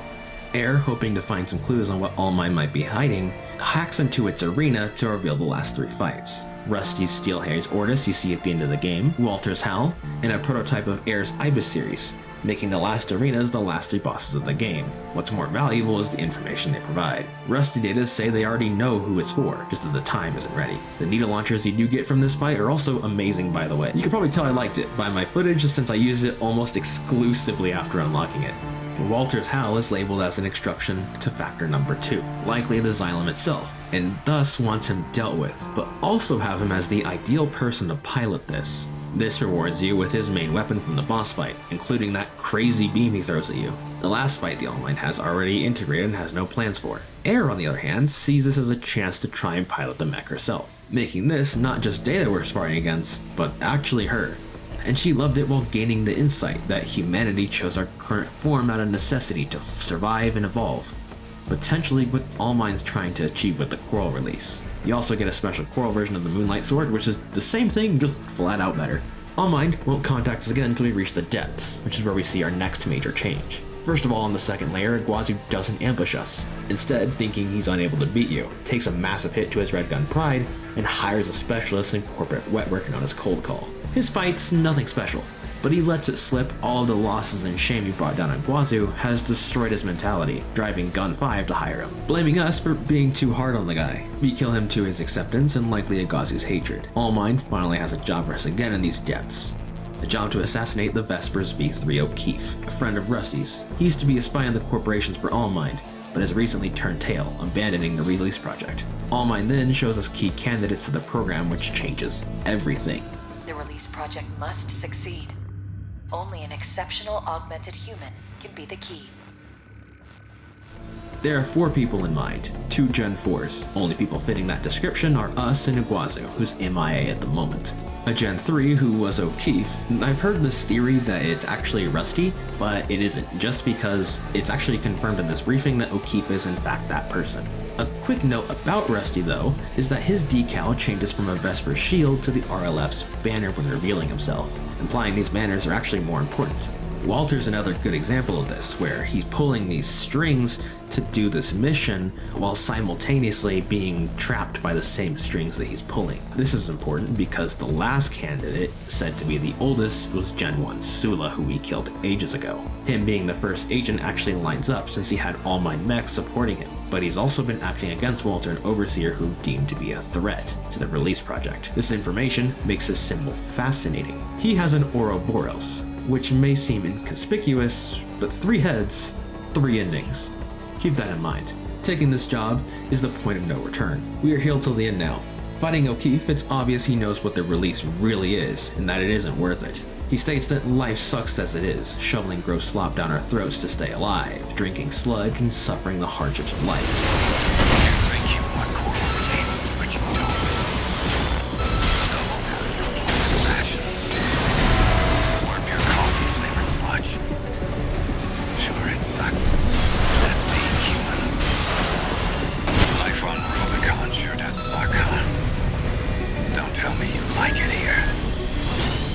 That's part of humanity, which is too valuable to lose. He may be a pessimist, but he lives for how life really is.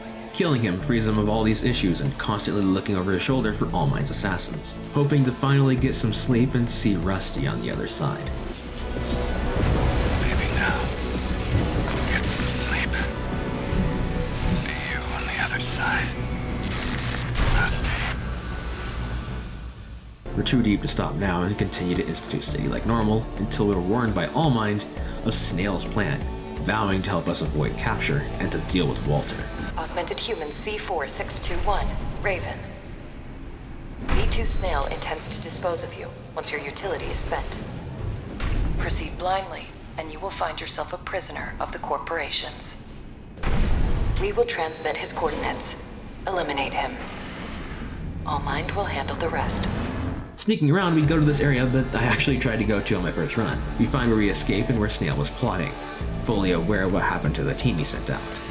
Snail himself doesn't really have anything of substance to stay in this fight, until Iguazu, apparently guided by someone, shows up here in an attempt to finish us off. Killing Snail's a plus too. I recommend killing Snail first here so you can get Iguazu's dialogue, where we see he's completely unhinged and hearing more than just a ringing in his head now, but also voices that he thinks are laughing at him.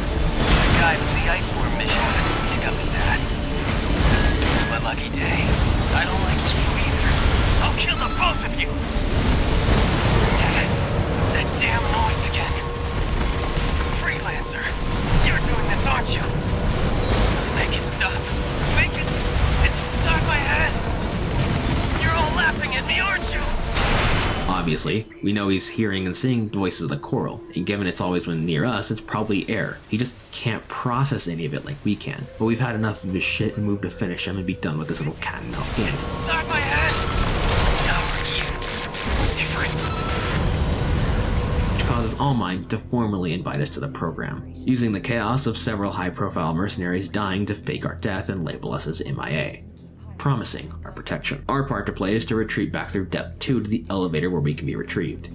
The mission itself is less of a mission and more of a journey through hell. Everything is burning with Watchpoint defenses turning on their former Archivist allies, as All Might speaks of how a chain of human links is easily broken. Without their leadership, corporations are powerless. A chain made of human links is easily broken. In all this chaos, the Archivist forces' morale have understandably been completely broken, with almost every soldier you pass panicking or having mental breakdowns, desperate for any way out of this hole and off this planet. Fire! If they're not with us, they're against us! We need to get out of here! This is hell. We're in hell! It's all going wrong, and that AC's the blame! I'm not gonna die like this. I never should have come here. The first sane-seeming individual he passes is Gun 6, R.A.D, our former liaison officer. We help him survive an attack, but he quickly succumbs to combat stress and has a breakdown, blaming us, the cursed number 13, for all the Red Guns in Balam's forces, either being missing, deserters, or dead. Good work, Gun 13. Always did work hard for me. Handled all my requests. And yet... Gun 13, Raven. I can't trust you. Commander Michigan, everyone, they're dead. Because of you, Gun 13. You and that curse number. It was when you came to the Red Guns. We'll never be safe with number 13 cursing us. Never. You go, Azu. And the curse team.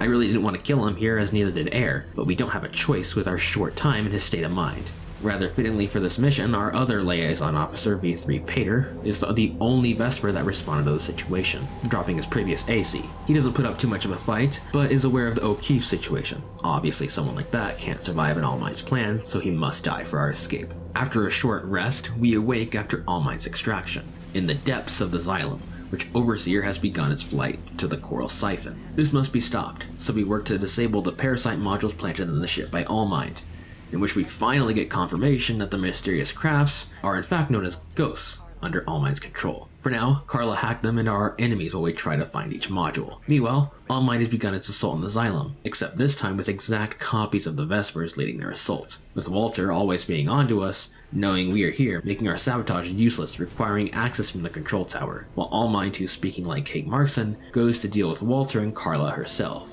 Chatty has been uploaded from his AC body into the Xylem now, being a boss of sorts. The goal here is to dodge the lasers and hack each panel till you get them all, meaning you better have that upgrade for better hacking. I won't lie, this boss absolutely sucks ass and I never want to play it again. I died way too many times because this thing isn't hard, it just has really annoying mechanics with lasers targeting you. It's just a time trial that isn't fun, and I have 0 tips for this besides just be quick and hope you can dodge well. There's just one final impediment to the release project for us to release the other side. You. Except it isn't just All Might that is the final boss.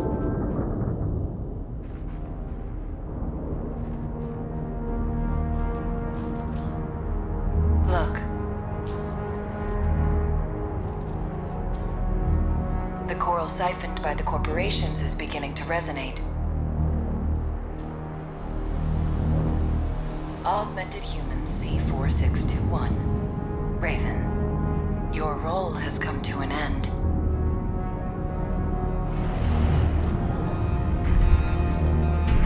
Well, well. I've been waiting for this, freelancer. I became part of this monster, so I could crush you. This time, you will die. But Iguazu back for one final time. He's been merged with All Might itself, as well as many of the people we fought, trying to be the trigger for the release now that it's been created a perfect mech to merge human and AC. Iguazu is powered essentially just by that urge to finally kill you. He doesn't really care for All Might's plan to usurp the Convergence and become the All Might, much to its annoyance. But at this point, every other option is either dead or not ideal like we are. The first part of this fight is just a generic AC gank battle we gotta brute force. The next part made me scream.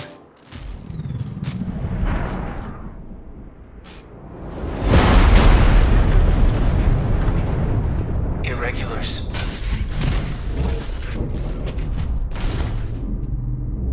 We will bring order to chaos.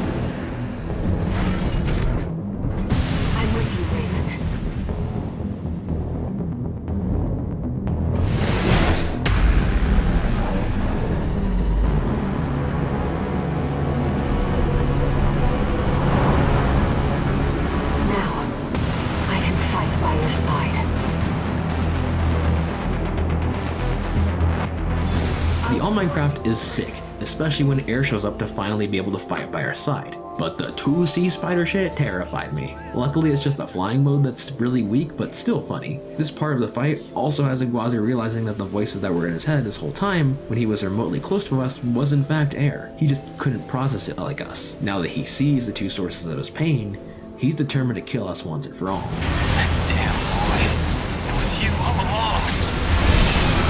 I'll kill you and the freelancer. Air, your siblings will surely welcome us. Iguazu, you are one with All Might. No one can stop you now. I said I don't care about All Might.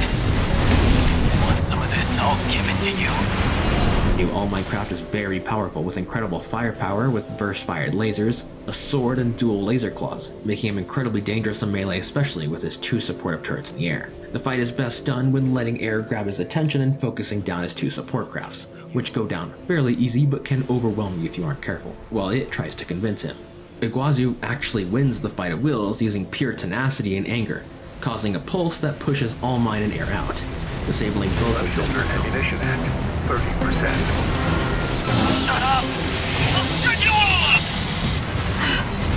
It's resonating. Iguazu, what are you? Interference! I'm losing sync! I can't fight anymore. They're gone. The ringing, the stupid voices. It's all clear now. I feel good. Leaving us with one final 1v1. He lets out all of his frustrations, making it clear he hates you for what you came here to do and represent. To him, you got everything he wanted. You're a well-known merc who can do anything, demanding respect from everyone, unlike him, who always drew a bad hand in life and had no choice to be here or be submitted to this. I always envied you.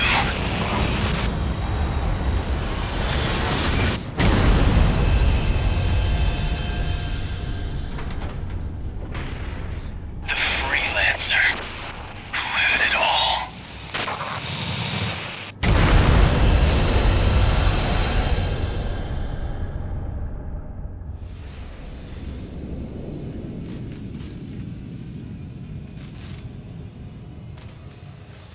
Our plan. Humanity. Creation's potential. We have the trigger. And we'll pull it ourselves.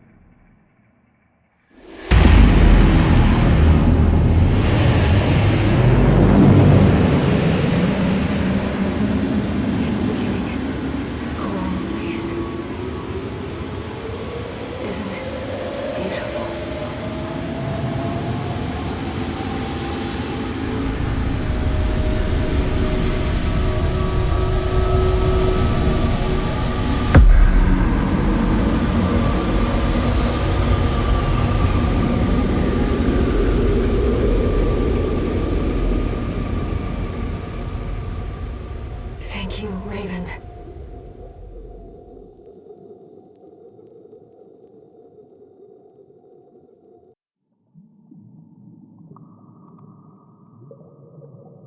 Raven, you're finally awake.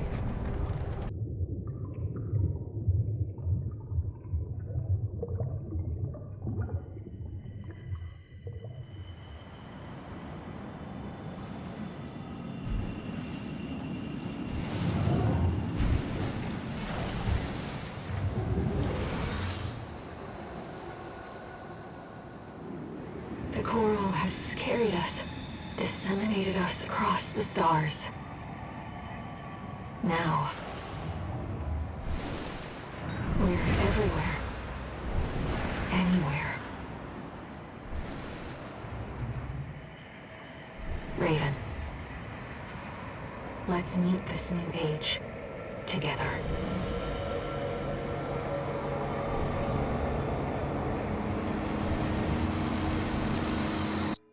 Main system, activating combat mode. Now, what just happened? Well, think of this kind of like Evangelion, where the coral absorbed humanity and took the voices in the coral, inserting them into armored cores, creating a life form that exists within and controls the armored core. This is opposed to what Air actually wanted, that being coexistence like we had this whole time. That's why All Might has been analyzing what is the perfect symbiosis of human and machine in the arena, so that it could comfortably be humanity's next form of evolution. Now spreading it across the galaxy, making something that must be coexisted with. This was even implied to be built up over 3 runs with prior knowledge. There are actually several clues to this. Sula's decal, Iguazu stating it's not the first time we killed him, and All Might saying next time it'll work if you fail to hack the Xylem, and the previous endings thanking you for helping them, and now it's your turn to make your choice. The new entities at the end, consisting of characters we used to know, are even stated to exist anywhere and everywhere. This could apply to knowledge of the different endings, but I'm keen to hear what you all think, as this is my interpretation of the story. I absolutely adored all of this game's endings, and the story as a whole with its amazing New Game Plus system that's the best since Nier Replicant Automata. It's easily one of my favorite games of all time. Hell, this video was originally intended to be like 30 minutes, but it's now like an hour, like maybe 2 hours by the end of this video. However, I won't deny there are some problems that don't arise until you get to the point where you have hit the New Game Plus. A character like Iguazu, who I have already mentioned, people won't like as a final boss, because he's completely flat, uninteresting, and not developed at all until you've done multiple runs of the story. Yeah, he does become a pretty interesting character that I grew to like in the end, but it shouldn't take that long to like him, and I would have loved to see more of him over the game naturally, like how it was done in New Game Plus. But because when done this way, most people won't see these endings. It doesn't even feel like just an Iguazu issue. It also feels like the Red Guns in general were also kinda shafted despite their pretty great characters. I am slightly annoyed that there are 3 endings, none of which provided a path with them or corporate ending in general. I do think it isn't necessary for the story, and probably wouldn't work with it how it is now, but it could have been cool to see it, even with just Balaam in control instead of what happened with Arquebus. Maybe a chance for DLC, maybe not. My last complaint is how people view this game, and it's the labels people have given to the endings. I actually don't think it does this game justice at all to label them as true, bad, or good, because this game really is about moral ambiguity. All of these endings have pros and cons, and could be the true ending. Just because the one that took 3 runs is secret and requires extra work, doesn't necessarily mean it's the true one, even if it does feel final, because the other 2 also feel as final. From Software really does like open-ending games after all. And that's it. That's Armored Core 6 and everything a story has to offer you. The game was a true labor of love, and not just to the fans of Armored Core, but to the genre and roots of From Software as a company. After you've done everything from New Game Plus, battle logs, and S-ranking every mission, there's nothing left for Rubicon to offer you, outside of one thing, multiplayer, which I actually left in here as an afterthought because even if it's really fun, and the best multiplayer experience From Soft have done, it still kind of feels like an afterthought and added in because why not? I do really hope with this game's massive success, we will see Mecha receive a resurgence, or at least bring a new interest to the genre. Hell, I've already seen people who know nothing about this stuff trying it out because of the From Software name. Given how it's sold, I'm pretty sure we will at least see another game and hopefully DLC for 6, as I would love to see something like a small new route for Balaam, as they didn't get the shine I would have liked since I loved all the Red Guns. With everything out in 2023, we really are spoiled by games like this, and I hope we will get to see more like it as well. Needless to say, if you haven't played this game, which if you're this far I'd be surprised if you haven't, buy it. Even if you aren't a fan of the genre, I'm sure you'll love it with how good it is. And if you did make it this far, go ahead and drop a sub. I'm so close to 1K. And join the new Discord channel I opened. I know this took a while, but I really wanted to get this right for you all, and I really appreciate everyone. See you next time we check out The Evil Within.